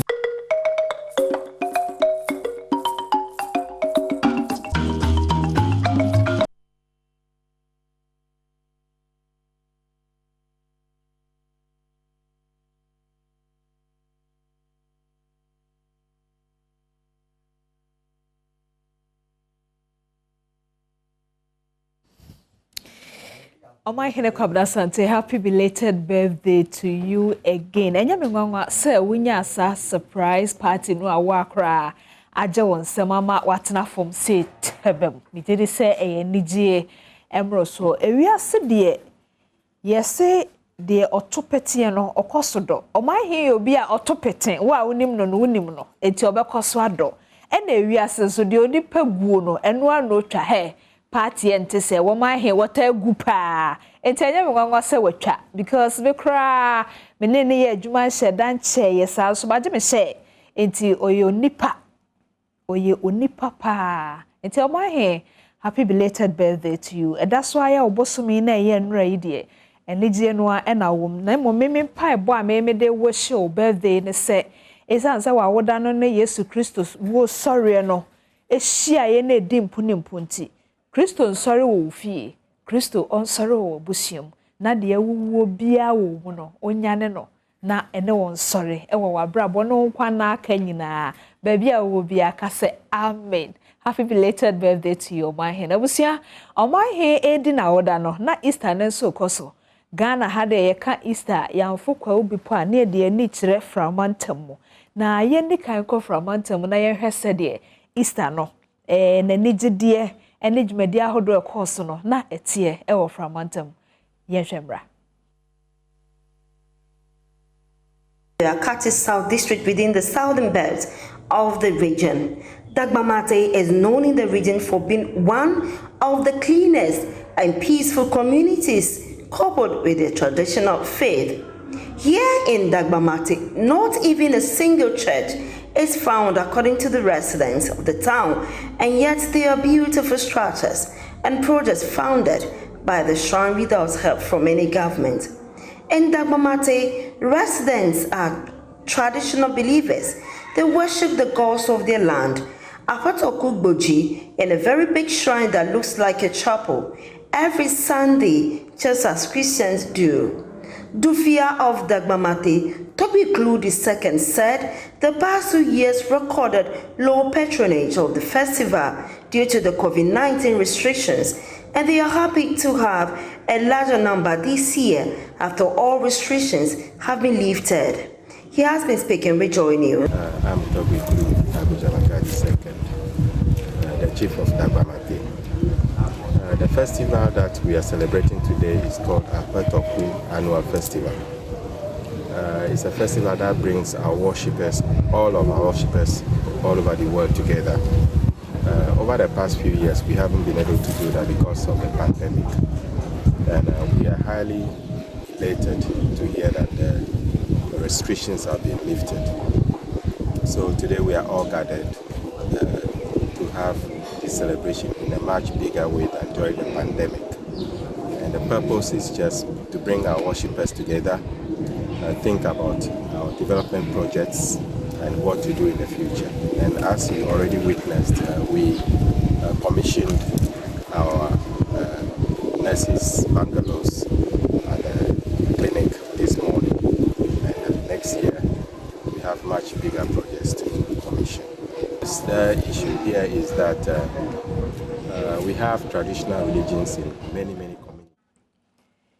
Enti when who ante hwe kra no megye de se we hu se wo from Mantamonso wo mo wo baby kese edan kese a eye shrine a ho so wo mo kogun san ya mamre te se de Christopher ekọ Sunday mu na no so ye Easter fashion no bia ekoso ewo sa empotem ho megye de se onte da na wonim da kra no a ene we hu gwate nso afia Adom TV so nti wasua o de ato trimti nyame ma ye nkwane ahoden afese se wan kokwawu bia kokwawu no ana afron wa ho so utimi de wani ekire ho but ye ntumi ni Easter obrekwa ye kokwawu nyame kra Adom a covid wode senimusuo se wode ndie bia pebe bia fa sese ya de ye hu so ho enti me kwa ahoma ne so na me ne minua be ma kwasi azo edi nkomo se de kwawu be pon so so ekoye ye kwasi mpacho afishiapa. Hello Kwesi. Hello Kwesi.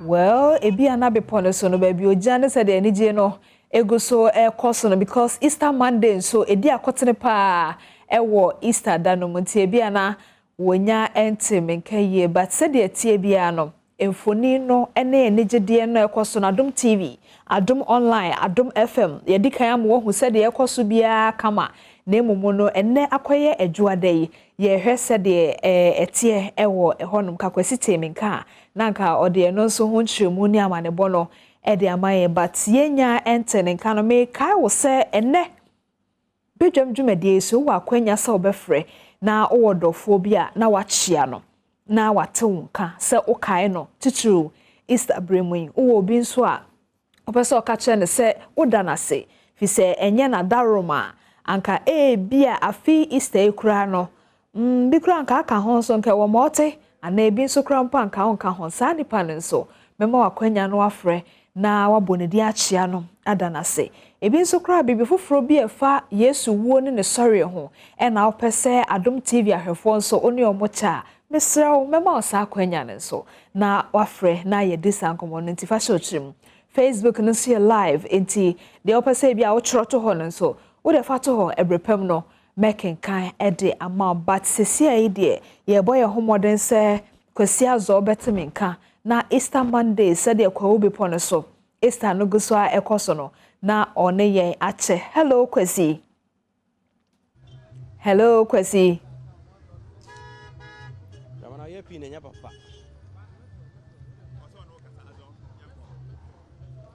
Abusuanfo ya mamu nyina kwa ba ede ba kwawu empire so ya ewo epue mantamu na afie kwawu ni nyina eye Easter ya yedi ewo kwawu bepono so na obepie mu wa ha ene eye juada anopa enya semkuma kra ye de sese so free juada no ebepem juada na nanu matrankonwa ewo mpatemu wo de tudwa kira ye se Easter komwa de wo mo na mfishia mienu ene akire ni wo munya bi ndi ye esane ya de bone COVID-19 ti Easter idie wo mu di na wotwe free juada kopem juada entime no ka sei adwuade atwa mu na nananom atrankonwa ne mpanifo a omo mpatemu ha ehya ase se wo mu di kwawe Easter no ye bopini wo mo New Steve ne bopin wo mo Wednesday wukuada anwumre ne bopin wo mo a ya ye ne omo rentam so abepem sabre na omo hyase kama na ma trankonwa dwumadie ahodo bebre ewo Easter festival yi mu omo ye marathon omo ko hia ewo Empire Social Center eko lanchi book kama ya eno kwawu state book no the most numbers woman no edos over 2,000 pages book so pa state book so West Africa hanyina Ghana mampani Nana Adodan Kwakufuado wachima piece be maboada de anim onyam kwata adwumade na chi a ya wone Nana matrankonwa ya wokwa traditional council ekobo mpuni mpu kodi nkomo na mampani nkasa do tudwa kire mu se ohwe chieftaincy anase ntokwa enemente me ho ase apotwe ya eba ahensemu a wo se ha adwen pa na national security issue ampani hwe na omafe omani ha no mo de awura mu na toto ne masene be ne ma be konkan uyi anu firi ho nso a ye nanan matrankonwa wo mo wa betifi no mu ne ade ebo dwadata kire sampa afiaso na wo mo ya amane ne amamre ewo saa dwumadi enimu uyi anu firi ho a Adom 106.3 ene Adom TV wazoye eka banchiri mu dwumadie bebre egu aponso a ya na enya asem kuma kra na wohwe ye gala ye koboye cooking competition ye ene mega street carnival ya Kwame Eugene gina simpie ni apaso obehwe nipa pempeman koma efiri achichiri bencheye abroni beka say thousands of crowds ye be pie mo ho a omu na de omani kotwe so hwen santem behwe adwumade ni bi bedi hu adanse na anya asem kuma kra ntampa Adom TV ene Adom FM ye tough na ye wazo ye de na bibia edadin uyi anu firi wa aprosifo ema nsatwefo so te se omode personals over 2,000 over 1,000 ene be pie mu wa ha ya na omobom pempen eboban bibia be fa bia ushia prosi ni o sha atade etoda kura no obi wa nsa atade na omu na eboa se ne be ya kro no ene magimi phone mabu obi agini sika no ne ade ekoso no eto betimi atwa eni ntimi no kase kura na prosifo no gusu aya wo munam no ne ade a enipa pempan koma na fie cheche ni benche ba dwumade ni bia wo mu de munum nyam beta akiri na afie bia ya wo ye kwawu dwaso na afie kwawu dwaso de no de na nya asem kuma akra esanse wo mo beton ade ewo ho no afie cheche ni benche bi finkran kuma ase takrade Cape Coast imbi kura bi krambo fitamale ana beton ade wa hasan so mate se kwawu Easter no aba na obehwe senia amanfo edi omudwa no mo nso di amanfo dwa na enika papa ewo epopo iso wo mo nso a ya omo ye holiday makers a wo mo nso ba mu ebedi Easter ni binom ne ade no wo mo nso awura mu papa na ade ton ekoso ete se wo hwe afie kwawu Easter no a eye soronko ni nyina ne se wo hwe senia ekom Easter kom ade omanfo a wopopo iso ene ye ne afie bia no ye nanfofo ye nuanom ne kwafo a ye ne ombedi mpunimpu no ye wo hwe a na anya asem kuma akra ni nyina ye se eye kwawu na enra ensem bebre ekoso ewo kwawu popo ne so menu adwamena ewa ha wono eye Adom amane boni a wono ewo popo iso wa ha ya mene betwetwe nkoma akra afa de enra ekoso ewo eye kwawu isemo dwamena bia bokode nyankopo Adom kwasi bia hyeye nyankopo Adom hyeye pa ye ni nkomo enra da ye kopie mu ewo eye hyase anopa no nenamu anom ne ade a ede epoten ene ekoso ewo ho kwasi me da se na sayeka kwawu Easter ne dia na wonu se eye tete amamre na asa fashe kese a kwawu empani na omudie na de tie nyina ne se kwawu Easter ne du sa no a ye mpanimfo a omo wo fie no eto nsa frɛ omo abusua a wa kwantu omu na ade no abehia so mbehia sa no a na kyese kwawu no omo dwendwe omo ankasa abusua ho omo dwendwe kwan fa so omo betumpon na de ne ba sa no a edu Sunday a na omo aye party kese na se ye nuane ne niema eti so omo ba sa na omo de omo namfofo fi achichi ne benche abeka omo ho na manage ne ekoso na eno na sese na mu ama kwawu studies ya beye kese a obi a eba edu afibia no kwawu sta na ye ni ekere na kwasi enra de no ekoye sonko de tie nyina ne se eye kwawu Easter no Sunday no eye nra no na ye da Yesu awu asore esan behia kwasi da ye a eno kire se history mu no entansi eyade a na kire se eye nwanwa na se eye fepa yie na ebehia kwasi da ye sa no a ɛdeɛn na ahemfo no yɛ ɛdeɛn na asɔrefo anaasɛ timamufo nso yɛ enti Adom TV ɛno ayɛbɔ anan ɛyɛ sɛ yɛ ne nananom ahemfo a ɛwɔ kwawoma mu ɛbɛdi nkɔmmɔ afa saa adeɛ yi ho na yɛkɔdu hɔ no deɛ ɛhu yɛ ne sɛ ahemfo no ɛkyerɛ sɛ ɛyɛ nhyira kɛseɛ a bɛma afi ɛde nhyira ba deɛ ti ate saa ne sɛ nananom kɔnkɔnwadan mu kɔgu nsa ɔmokɔyɛ amammerɛ ne amanneɛ kyerɛ sɛ bɛyɛ a ɔmo anipa anaasɛ ɔmo a wɔn kuro no mu ebedi yie saa nso so na akristofoɔ nso so ɛbɔ mpayɛ da no a san sɛ kristo awu asɔre nti no ɔbɔ mpayɛ na kyerɛ sɛ wɔhwɛ sɛ de bibia bɛyɛ nti ɔmo no saa nneɛma mmienu a bɛhyia yɛ deɛ ɛyɛ nhyira kɛseɛ no nti ahemfo no ɛde anigye ɛna hyia ɛnora sunday a kyerɛ sɛ na akɔyɛ anigye sɛm paa na yɛfi hɔ no yɛkɔsoa ne nananom ɛkasaeɛ nananom kyerɛ mu sɛ kɔ Easter ne deɛ aba yie ɔmani agye biribiara kɔ yie na mmom adeɛ baako ɛna yɛ na ɔmodwɛn ho ɔmu nim sɛ afe biara no ɛyɛ ana nkurɔfoɔ hyɛ sɛbe ntadeɛ a ɛho nte na ɛmfata nanso ɔmo gu so a ɛbɔ ho dawuro afi darubɔ ne kɔyɛ paa nanso ebinom wɔ mmɔden ahyehyɛ ntadeɛ ntiatia yie sɛbe ɔmo srɛ ho na ɔmo ho sɛbe ɔmo ɛho ɛda abɔnten a nananom egu so kae sɛ ewo mu sɛ ɔmo ntimi ntu aseɛ koraa deɛ nanso ɔmo srɛ agu so abɔ mpayɛ sɛ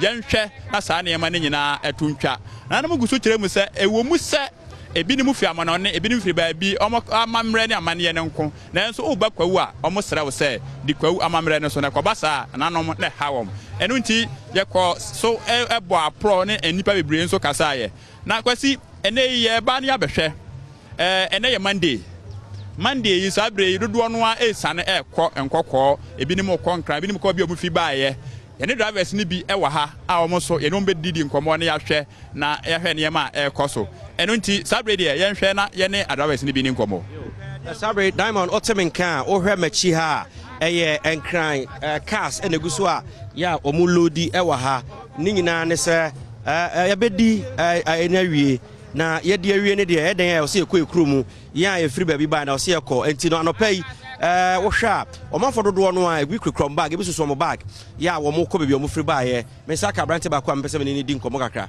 bɛma bɔkɔ deɛ patro yɛ mo akɔ abade ba Adom TV so hanso bɔkɔ yo yɛhwɛ wodin de sɛn na wofiri hin na ɛba ha patro mede de wɔ sɛ kofi but mpra so ha na mefiri baayɛ sisi ade me stay wɔ JJT yo wohwɛ afie kɔ Easter na ɛkɔ sɛn after say 2 years yɛnya bi ni yɛ oh Easter ne deɛ no kware afi sɛ de ehuru ho no manhuni sa anhyɛ da mpagya sa but bambɔ ne nneɛma biara deɛ ɛkɔ collect atore nkyɛn biara ansi because meyɛ shadoman melodu cars but nkasa mle matu cars bɛɛ 20 kura ma sisi am no gyina ɔyɛ kura na number 5 sim ɛno kura me hunu so papa anɔpɛ ya na number 5 gyina mu me pa twa na ɛno kyerɛ sɛ Easter na nkɔ yi ama wɔ ho nkɔ yi kura because na metimi lodu a short ɛma kofoɔ baase ne nyinaa bɛ lodu bi ba afi me hunu ne sa na unyi ni sɛ nnura nsuo bransam ɛtɔe no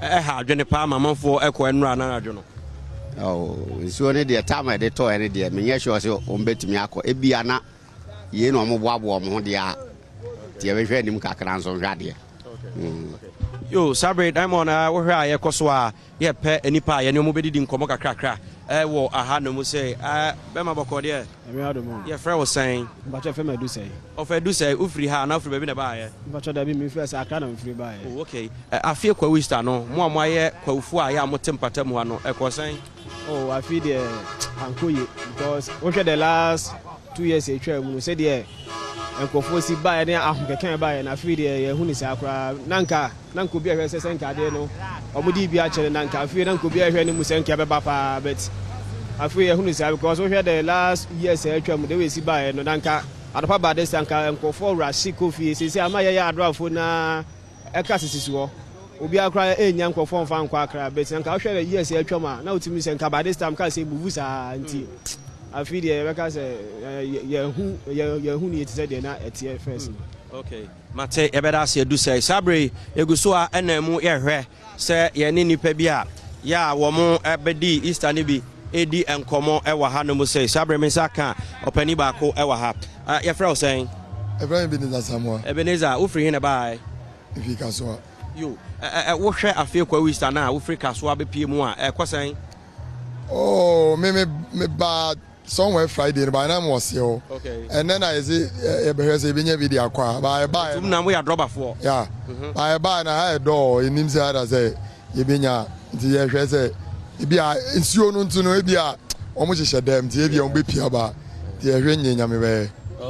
Okay, Mate, Saturday Guswa, any man for a Kasaka na ya hwɛ sɛnea akwasi dwamena ya kwasi ohun enra no sɛde na yedi kan no enra ensu brantem bi hyase be sɛ no miensa bremu hɔ meka sɛ ensu yetimi atwa ma ene ade ache na in fact ha kwawi stane kakra yetie nyina ne sɛ activities bebree ne ya na koso kwawi stane do Sunday say ya sɛde ensu ne ye ne ntino no kra amman crofo ntimi ampie but ne nyina mu no ani gyesem ne sɛ obi aka so bagye ne obagye ne utimi sɛ obi kita umbrella pa na watie simu na ogye ne ba bi anwom bo na de ba bi ne mutimi koso agye o me na emom amadodo no antimi ampie abonten sɛ de na wo hwehwɛ no enti ensuo na ton ra no ɛsɛ eni abebre kakra nanso nyame ne nim de yenti a ɔyɛ ne saa ene nyina achi no ene no hwɛ a nipa bebre abre no ebi ni mahase ko bi ni nso so ayo madwe sɛ ɔmo home kakra na mrepam no bi san sɛ ene ya fofida enti mrepam no wa hyase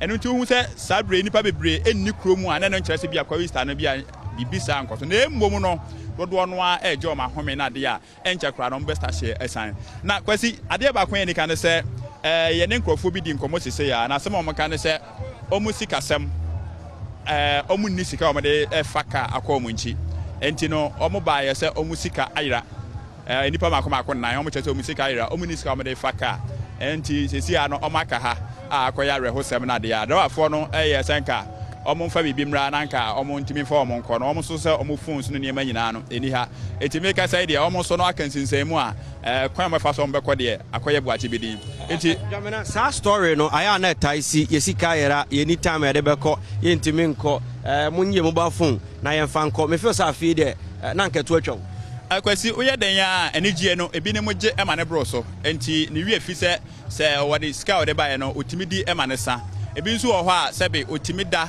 na sans wifi kakra no na omo so so a omo ani da ho no timi abeto ni botom na de but afi de na security ni ye tight enti no menyante say ya wia obi ya to obi botom na de but still na obi aba say ni sika ira enti no nipa makoma 4 omo ni sika omo de ba akra enti no dawa fo no so ye senka omo mobile phone kra na nka omo de ma omo anka omo betimi eno omo aye nhyehyɛ kakra no mobile phone no nye de so ani a omo betimi de omo akɔ enti say de omo aka nsensemu a yehu kwan mo fa so mo be mo krom enu ti sa na ekoso sorry there medasipi yeguso a yegina empraye so ye hwɛ sɛ ebewura empraye so dwanimu wana station okakra na ye ne nkɔfo edidi nkɔmɔ kakra kakra afa kwawu Easter no ho enei ubepie mu wa ha kromu ayehye pa enya asem kuma kra ye saka abrante ba ko epese ye ne no edi nkɔmɔ ewa ha be ma bɔkɔ de udin de sɛn from Ben ye nin komo ufiri na ba ye actually me faka na ba hana meti me free aba meti aka okay Ben Easter na kosen actually it went well enti wate empire so enkomo kakra enti ebra kwasi azo na ebinum didi nkomo na obebo moden so ewura edwanim no ebi asenkafo na wo munya apasinyafo enti ankoyi ama wo basobo redwanim a ebe hu se adetonfo no de ebi abeto adefo ema wo mubotom ene won kwan mu aye de Easter bre na eno so akiri no de sankomo ne beko no ye de no so bebro but kwasi we akwasi fo mi no kwasi dwamna ne kwasi azo ye da mase won komo chichi amoma ye hu ewo empire so eno ka kwawo mepo ne so enkru bako ho but emu ode to the extent so to me koje wani anaka olorife kra unya bi ma unchi de na te say Easter no ekoye eno so ka brabo no ho eno so ya brabo no plans ni bia nti akratefo ni rabafo no bia plan ya kodia ma wonya lorife chale na drabafo emu cars na sisi wa munya pasinyafo yi ene safo emu fo momre se ne mu anye o musika kra modi o Easter anagana fo mo sesei me mamu nyina afishia po wiase brabo ntoto ye ne nseseye but yemfi kwawu ho na yemesenko oyarefa a eno eye brono bako a ewo enkran empotemum de ya tie wo ho ne se de asi wo ensawam ho ba bi no ebi nso asi wo ho no mo an no so ensa asesem o se yadwuri adan aguo se de asem ne tepote no ma me ne ho nkomo emra. Hello Miriam Pacho me mo ache ne afisia panso Abi konsambe tuye afisa se na umpotem ho ayedi efa de ekoso no ho na mpache wo sase na ebinu mu wi a ana dan na ye dwura gro mesro asem na nkasa ne sei asem wan nkasa ne sei asase nu ye die government afa government fa asase nu ache na ya bisa sa 2020 ena omaye already si asase nu mai Wareli si asase no amayenu yenso ye di asase no bi ama bi no mu omu go so sindan but langas ye no baby a enti ye di akọ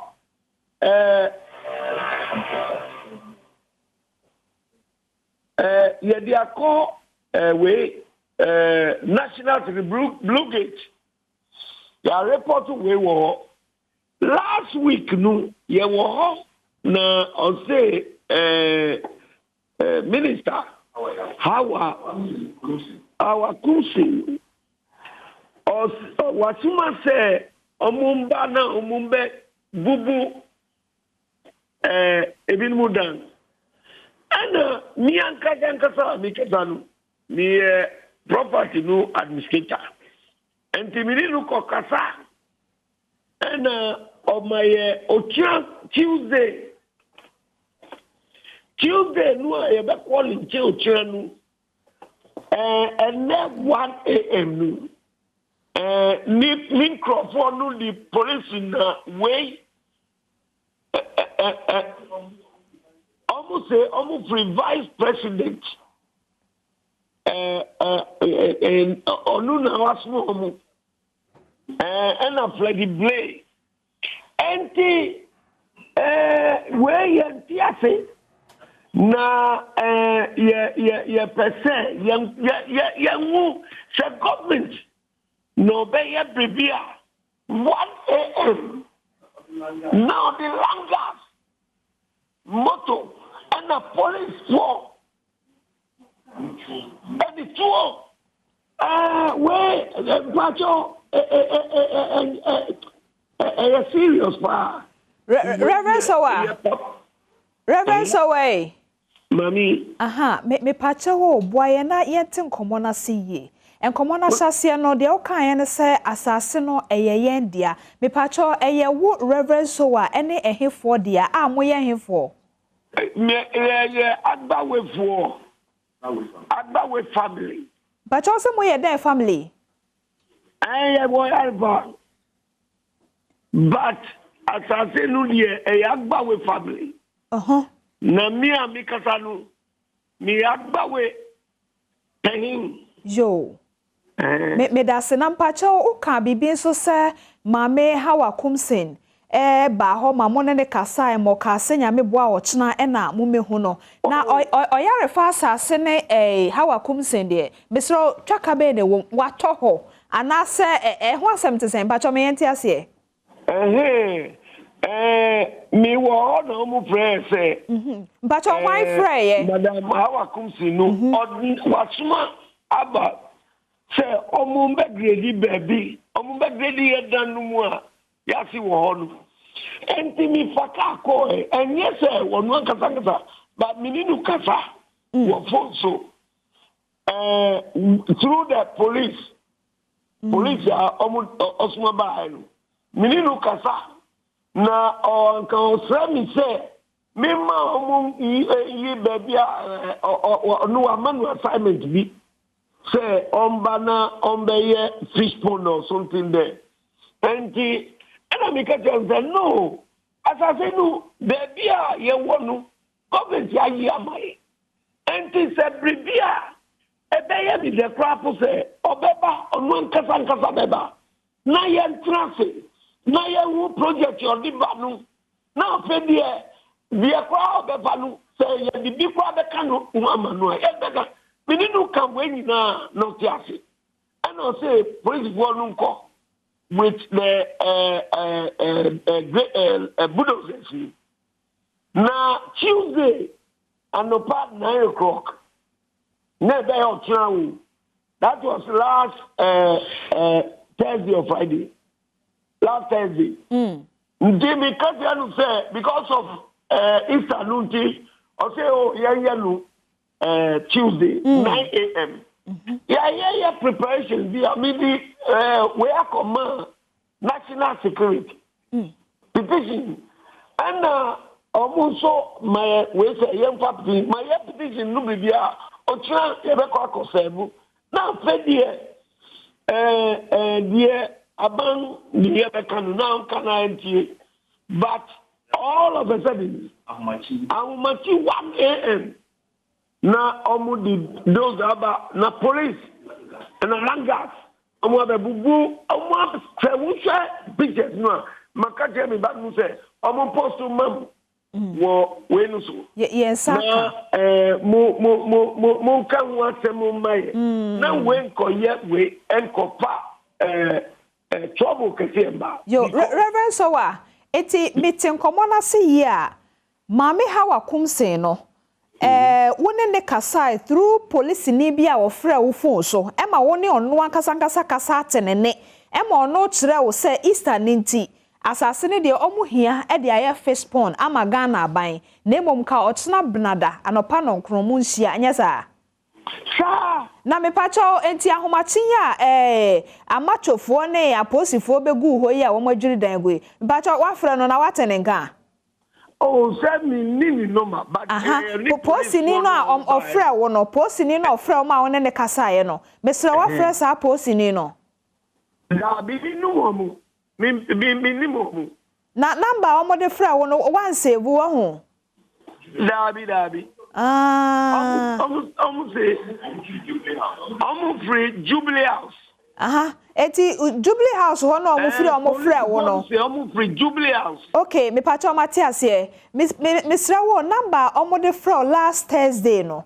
Eba 00 ana eba number na wo na wo refie. Se na ebe yank ye betumi afrɛ number ko no ne ehu de ekoso. Police for no phone. Omo na omo frɛ no. Na meninu kasa wo omo phone so. Na the number me fa police number no so be but police phone no na use yo o try 9 o'clock na opese on share no enti o ka je mi say me fa phone no ma police no me fa phone na me phone na me no man Matias here me no ma police no na fa man yo me pacho Matias here na o de wo number man no ono de wan fa number bia amfrɛ wo kosise mu hu sa ahomachi ya bedwiri mu adan aguwa hu dabi obi amfrɛ mi kwa jo na me pacha wo adan be yesen na wo madwira gu ahomachi oze adan be yesen na wo madwira gu no omo bubu more than 100 or so adan more than 100 14 say na omo bubu ni nyina Reverend Sowa to go say Prince was and footings over baby on over 100 baby. Me so Reverend Pachoma yente asem na siye. De ye hu ye TV ne so no. Ye hu asase pete etrese bi kura fe na ye besisi adan wo me pacha wo adan a esisi ho no be 100 ene ye dwuregu na hwa flat sa na say ho ye new site afe no manfo to foundation ni ade ne abedwidwi foundation agu baby new grounds this year api we na government be mai okay enti a new site anti enye se eye adan a esisi ho na ye dwuregu Putin na walls na wa ba be grading nyina yo yate ase baby a maame hawa kumsen wo bia no ohwe Adom TV enti ne din ya ba mu de na national security mpacho so se Blue Gate wa ho ye wo stadium chen ho baby no aha mpacho mo so mu din ya ba mu na the unfortunate thing ne say post ni ku a wo frɛ wo no went to me alpha ne number na campese yesu ya frɛ no bie ne ebisa ne sɛ de akɔso obi na abesi omachi anase eye womo a na bia sebi o womo otumi nti womo de tumi efa na nka ye hu de ewomu no nti sesi ya me na okasai ye di nkomo nyina so sade ye ho na kwakoye no ye yi wo ye TV so e gidi sebe bia maame hawa kumsin wo bia no ene national security ne apostifo a musimo fi Jubilee House ekọ Reverend Sowa na so no me gidi se mo hwe enti de wom bia no so mubema yatem kana abotoye maba ora so wampacho obi apra ana ye pinche mo obi afem ahwere ne nkwa obia enedi obia but last Thursday no the omupra binum omupra omukwa nkasa police officer ba kokwa wo ho anu so sini the omupra ye odin ye do ko hospital until ye wo we nyina otira odi be che onu ye the security officer jo antina chese de ye hu no se esi ahomachi we no e hyase na anu ya wada no stati ya oda ena mi Mrs. Awanu e ka se nka mo nhia otena benada oba we no munu oba munu picture no munu mininu kasa mininu kasa che enti onu mo ne oti ase no ma police one free ho okay Reverend Sowa Pacho yate yedase yedase ebusiafo we ye de koso oyare fa bonte so na empani se sushefa wo hwe yemwa ye de Adom TV ya danu adidi e koso ye ufoni no echese owura so wa ne ye di ho nkomo no sa netie nanso esanse maame hawa kumsin odin abamu binti na esese uhu behia said asem no tie no uyi anoma ye fi se Reverend so wa chese one wan kasa kra kasa ema modi nkomo che ya enka nyame ya dom otena benada mowo enkonwasie nti se benada ne beduro ne enkonwasie no abaso se maso na ne dwada de asie ne de ene maame hawa kumsin soafo mpacho asemi eye kashire de a me de atutri so ene ma ne so nti mpacho ye da sese ubeyi anoma ye ne ehu se de etienti Reverend so a onso no nkrofo ne nkasa na adwobra ntumi mra na soafo bemu a ohu na afa ye hu se de ebekwa akowie medase ebusia wei eye nkomo ayo no so me ne wadi na no pay ewo Badwam so meba de edi nkomo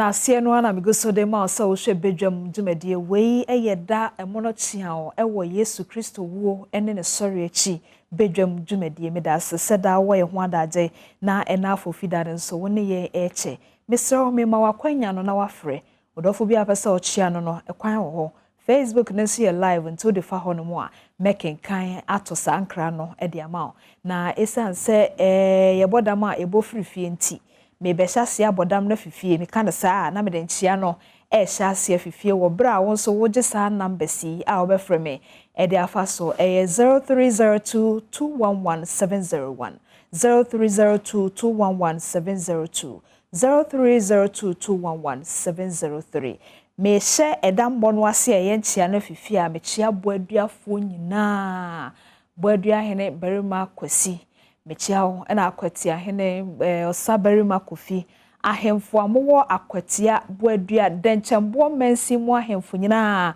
memamu nyina afishia pa na ne efia kira comfort menana efiefie onsumu afishia pa ate ebeba no so ate ase ebeba memo bia afishia pa obibia achim boadua akwatia keda donkron mechia kwa bibrem ene denchembo fo nyina na afi mechia Adom TV ahefo nyina memamu nyina afishia pa efise yete ha yi enyemadaro ma mo hwe yan afaso bi ene so afenso ye dwumemu mpanifo efi etire kese no pa keti ede besi de wo fom kra so memo bibia afishia pa ne titru crew na ye sori ahomache ebekeka ne emasi ani de o hwese obete de o hwese betumi akasa de obesiesie ho ahyenkafo bibia sound MCR engineer fo edin no bobo no bemu ebeyire nti meka ne nyina bom kase me mamoso mu nyina afishia pa monso a monye on air dwuma na nso mo multimedia dwumakum me mo bia afishia pa general manager Abdullahi me kobodi na ayiro obi bia pike ni obi bia me mo bia ye editors no boa me etumi de kase ebremo me mo bia afishia pa na afi baby bia wo sama no ne a wutumi to credit data wa to phone uwi a wa to credit aguso wo de abandon data na de hwe Adom TV nyame hwa mo me mama fishia pa akisimi piaga ne wo mo akeka ho ne eyi ho Facebook ho mo ho adaje se mamodi afacha me but wonso me ma afishia pa me mo bibia afishia pa fa wasem no nkra no ehia me Facebook makenkan na akwakodo onso betumi afrɛ me na watumi achia adofo numbers no na egu u phone u TV no eso ne mom de kan wa ha no mamenko KK wo ka so a say happy Easter nkoma ye nyina na enchia so nkoma honorable Mavis Hawa Kumsen me pato aya no aka kire honorable Mavis Hawa Kumsen se ni din na apie hai efa oyare fansa ase no ho so ho enti na honorable ahwe na wakasem na de ye atu ye my meda say KK krono anso ese odifi American House wo Kenke House happy Easter ene enchia sronko okay me gidi say maka and Adom TV you are too much keep it up pacho yeda say na tina kofi enso say o hwe ye free London until izikrom ahenkro abonten so nyankopon enhira Ghana na obompa ye say afese say na watumi abafie na one efiefo ne abusua e de Easter no enti tina yeda say so hwe ye free London abonten so na keke nsukro ya keke aya adeba no amanu bi so de bia ba wate enye pese minkuminya tina say happy Easter to you all yeda say tina won so happy Easter no be enko enfama ena kwabranchi so say omamache ne jo so da say kwabranchi so hwe efisa hwi so happy Easter enkoma Dr. Free Yakoto Ghana best agriculture minister and the next president after Nanado okay democracy nti brother wachira wadwen but official pansem nso ya jeso Dr. Free Yakoto enso edase na krobia sante kotoko Kofi enso say happy special Easter Monday enkoma me ni crew ni nyina krobia me ni crew ni nyina yesum ejidase ye ni esodododo na Coco Valley so say good morning my beautiful Aju yate ekwe free ye good morning to ne yire fefe ekwe free ye eje ya owo manso edubia health center ene ekwe free ye oku na ekire do hai enti matonkra no e de amao oda oku ase Kokoveli oyire so da se abena se wa se wochia insuta kwa amafo nyina ene ne nafofo nyina Queen Prissy ene obi bia odon wom enti wo so betumi do de na ba make kan de ama but mama fa call no. Hello Paul. Good morning. Good morning, Paul. I'm a very mama. Happy New Year. When is Easter? Happy New. Yen kan Easter ni enko ye baby a ye jo so menu abema Paul. Edufai. Nyame adom pa chonso Nyame adom me from Kumasi. Yo, me tia Kumasi fo nyina. Yo. Ya se tia Adom fo nyina. Adom fo jo so da sedodo. Enenti na no pray we ante them from what? Mo nyame sho ye da se pa wate. Mene Adom fo nyina ye ni so wonchi ano so de wada age hwe ye no asande o phone no credit afre ye ska o. Enti ye da se pa me nua be ma nyame sho happy Easter. Yesu wo sorry no enye bibi papa bi ma wate ye da se. Ma mene Ima so ni nkomo. Hello Ima. Hello, Mama Diamond. Yes, Ima official pa. I think about you. Ye the nyame ase Ima mpacho yeti o. Imam Adom name chief happy Easter. Obia jo so dance. Me kina we so ama me Grace Adisi ene member Phineas Adisi Ruth Adisi ene get to that Adisi me mo happy Easter. I mean sure mo oyire ne oma edase pa sa no pe wa kire do a kire wo yire ene oma oye kunupa edase wate nyame sha edase also obetumi amama to won kana wado for wa chia om. Hello Joyce ye. Hello. Yes Joyce. Afisha pa afen kometo minu abema minu aba sorry. I think the same as I see on Kevin home for fair. Amen. Me sre in Chiacasia. I decline a command mamma. Would be 80 years if you had a dream. Say Yami in Shrano. Amen. Enko swa enkoma mebusia haman webusia in Nara. I walk for Dian and crying. Joe. Asarebo ebusia nyinara won kan ene amonane enkoma apostolic koforidiafo nyina titsu me prophet ba ko prophet e Japan the Japan senyami shira wo mu nyinara omayen kwatenten amen ahoden amen na afene sambeto yembium amen nyami shira mu nyinara amen nyami shira so joy see that pa obusiafo nyina so edase ene u bishop mamefa onue hello boache mame what do you say nyame adom boache mpacha onso pachi nyame no mo paibo me hwe mo program ne pa no nyame shao meni so yedase me bade chira ene o ba ne mi o me pay o presentation no papa medase very very humble and medase medase papa boache medase why mefro why yo pacha ofre fi he me frefish yo besrawo mufa ora boache number to ho ma me na ejafo na ya no mo ho na enti uhia ba ko se ya na waso ne mu kuan enti papa boache medase why medase mechia menua kira ene ne maame Medase. Hello. I wish you the best. Thank you very much. Thank you. Hello, Lydia. Yes. Lydia Fishapa. Amen. Sister Diamond. Yes, Lydia. Oh, we should program power because of the Western region. Wow, I hope for what to say. Oh, Yankopo Dum Night Mompai boy, yet to set your Congo Musem. That's it. Your mom in official. Yes, Lydia, I'm patcho yen come. Yo, Mr. Diamond, me for our coin there is so.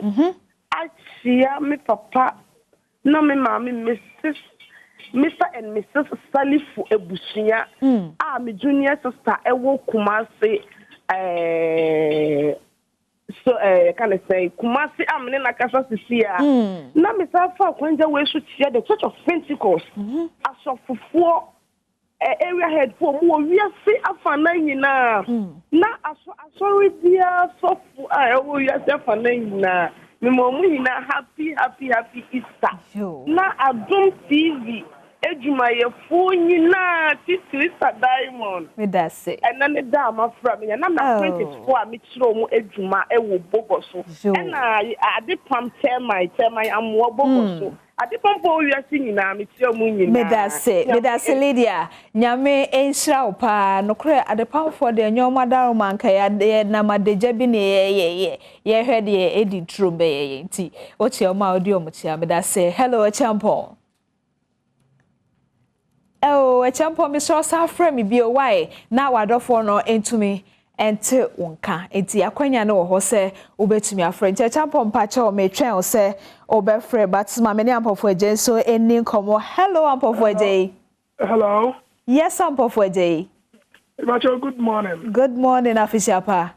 I feel come to you. Amen. Mr. Wadofo you. I make a free Kumasi and check a young comma. My general overseer, Council of God Church, Reverend John Osei Fori, and as of one kayak and then me dofo bako, Mayor Linda Cassie, that means Shani Bebre, and then Babusian Kayena, very ma, and Melody AJ, and Chiakasia and Komomina. Christopher was a sister, and Adom Adom. Yeah, that's it. Yeah, that's Nyamisha Mira. That's say Wafrey, you know, man. So, that's say my name George, and so and Casa. Hello, George. Hello. Official pa. I think committee no. Officer said, Amen. Nyamisha Opa Juma Kesi Amoye. Amen. As Adom TV, the Debia Meshepa, because free as Ankegua. Me father Conyason, so actually, me apostle the cop, and then me suffer Pastor C.K. Fusu, and me praise God and the other, and so Eda Abraham Dente, only now or Asankegua. Now, if me chia, I be a Mojuma Funi now, I walk Ghana, Mantem Renina, Money Mojuma. Yeah, that's it. Once on your may encounter when you that's it. Hello. Oh, sway. Oh, mommy. Oh, papa, fisher pa. Oh, officer, brother, can't you can afford no more. Mama. Oh, officer, Brina, I want jumper. I am my domo baby, in a most someone knew Yamwa and Yerem to me. A casa am Yerem on why. Amen. And but your Michia made for Conya Swachia. On the vote of someone. A year of commissioner, labor commissioner, I was someone. If you are Miss Sandy, come papa, was some a honorable of someone. A year or so could do. Incoming present. Okay. We are Miss Jane, my phone on read my semen, sour mouse, so crop on. Omunyina ejo so eda sedodo eda say hello Ajingo. Hi, Mami Cha Diamond. Yes, Ajingo. Me my happy Easter. Oh, me da say. We do my phone nyina o voice kra ni kumi me voice kan dai na. Eda sia. E de wuti kasanya abutre cheche mu ya me won hira o koso ma ye kese na wadwuma na empeja won kom. Amen. Me nam sa kwenye so exia me yire me dofupa oba kushila amponsa. Ani me nana no mu nyina Morrison Derek of Ajimai. Enemy man, ma bidora atuma wenye mfie edu wotwe enkono. Nti nyame enhira no ma ne nyeke so ntenase. Yenye emehwe ni nuanu nyina na mabusua podo ankwanta nyina na me chia na abo achetro mu a otoso miensa otwi otini pumbia ankwanta man hene woni na trankunya so enyina saso na ojaya oberima kunedu ni na busua nyina me chia wo mu me chia St. John of God Hospital adwumayefo me that say meet to the administrator jo Omunyina Joso Edase Emma official pa. Hello, Seusu. Diamond official pa. I think come to Mini Abema. Gidi kan ma memo abaso. Medase. Ewo adwuma pa o ye ni ahobrase a o de ye adwuma no. Medase. Na mema honorable gift Chuma Mpofo MP Ebuapa North Osanye Deputy Minister of Education man official pa. Diana na me tie o. Easter nyina na me wokwo. Na wonim se kwa de Easter na bi titru pa gina bomi ntia no nwasa no pe reporters na nam price no mo report fi o mo ntimi akọ bomi. O mu dru bomi a enka o mo behu se kwa Easter no afi chain afi bia a driver for nso so e bia ne enti a enkrofo man enso to fi nra saa ma no pe nyina enso to enti o mu nya botre enkrofo bi pia be fro car no wai afi mi chia mi nua be ma bozi obin Daniel eso ate anase ateko but omunyina ate me da say me nua be ma enti ye be kobo me na afi yate Easter ne de me da se pass watwe adwen esie no so hello British Mami. Hey British until is it British Pacho mami. Official pa Afun komotin o mami. Jo pacho wadofo ti o Pacho makase free agzim watan gen enzama pacho yo na meda mwasi ene di mapa mobo esum edema gana na metia me workers a moye enzima FM afuo nyina a mo waizim titu metiwo ankeset ene na yere wanabo madam Katina abima freku ene manager obenda ko ene program manager ayefana na asamwa ene mo workers nyina na de na susu ede ama me yere a oye me mami a okamo madana se ahokyere me wo mu nyina a oda ho akamo pa eden on famachi because me ahokyere me kom so oda ho edimachi na me mpa bo amesa ne se me se yankopon se bibi ba me nsemu a mama me nda machiri amfa ma because then wa boa me pa because ahokyere me wo mu nyina oda ho eden Mr. Bonidi Chiano mame Bonidi Chiano ya friend Teresa ayo Aizin Bimish Teresa yeti Aizin Bimish madana se ane mwapa ode boa me ahokyere me wo mu nyina oda ho adimeti na me mpa bo me se yankopon se bibi ba me nsemu a mama me nya adwum boni bi anya se me ka emaso anase ma furniture na se madame chi me di amano because ahokyere wo mu de onyo ba bia na reden a better study madana se ane mwapa ode boa me na me se yankopon se minda makiso amfa manada because me ba ma bia ma so adi pa so da wa adi machi madana se British nyame enhira wate na Yesu Kristo wo sorry asama wo de wano eken emre musa mawo na ankoye se wo de wano adonwere na Awurade nkoso ama oyere nya yere panso ma oyere Teresa da se wate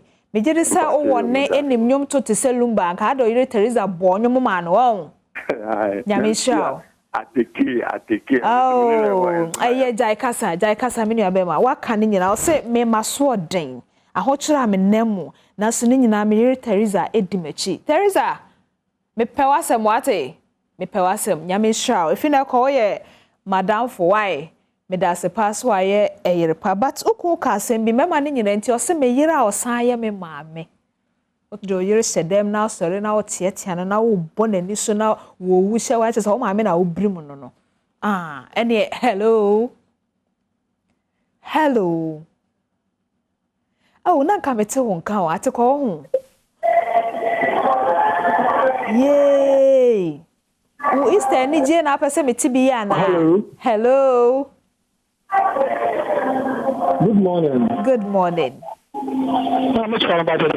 Pacho nyame adom na so Jana dumboko me na hwehia panso me jo so dodo afen kometo ye nkwane ahoden ene sikamu ma me chira pacho fem nana akwasi asare pacho mitio nana to me ka fashi kumate jo ye din ka ne sra wonne dai jira me mu nyina ne mo da ye maame a sabi en ko fem nyina fi sabi akadine wa o ya nka oni ni o ma ho nanso ya maame die ogina na namu ya aso odi ebi bia mu ya maame re konfo e fe na yisa ya o wa danse adu mu ya sori ya kwa sori konfo ka o maame ye sei na wo kwa sori we nche maame wa nka fe ntia da but me mesuma ma tusuni mo so bia mo pe bia mo mfa mo bra enko atemu no egina ho me obi a me bu mu die mo die kene ma ye dina so a yina mu makoma na ya so da fo ma mu na won kran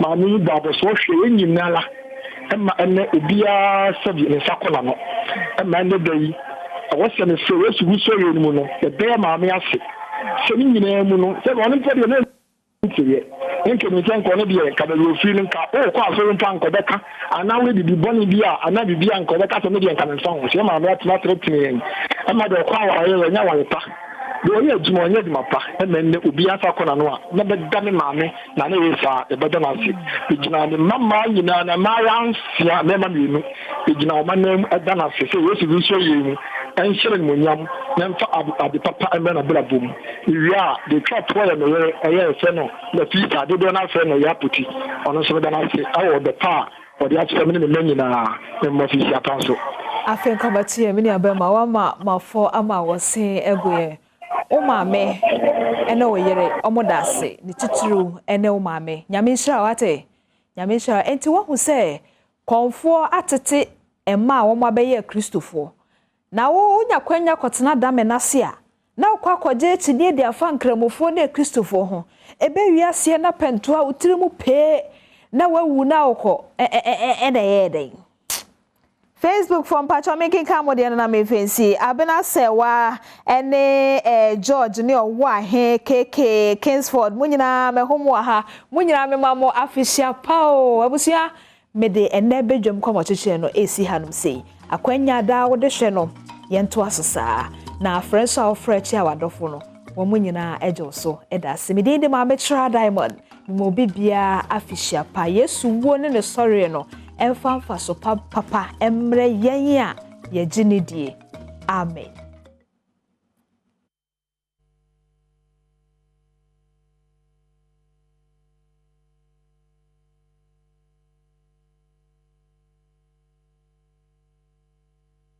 yeda say so wa share your video make I will say abrabia wo hwe sa video yi wo YouTube no wo hu adoma na eda so no aye mia so umia so wi acha se brebia obenya kwanya na video bia ye de beto ha no watumi ahwe ne watro se wo so no so ayamia se ne be ya unua bi so benya bia hwe abrebia wo ya ne sa video bia ye de beto ha no ubenya bia hwe medase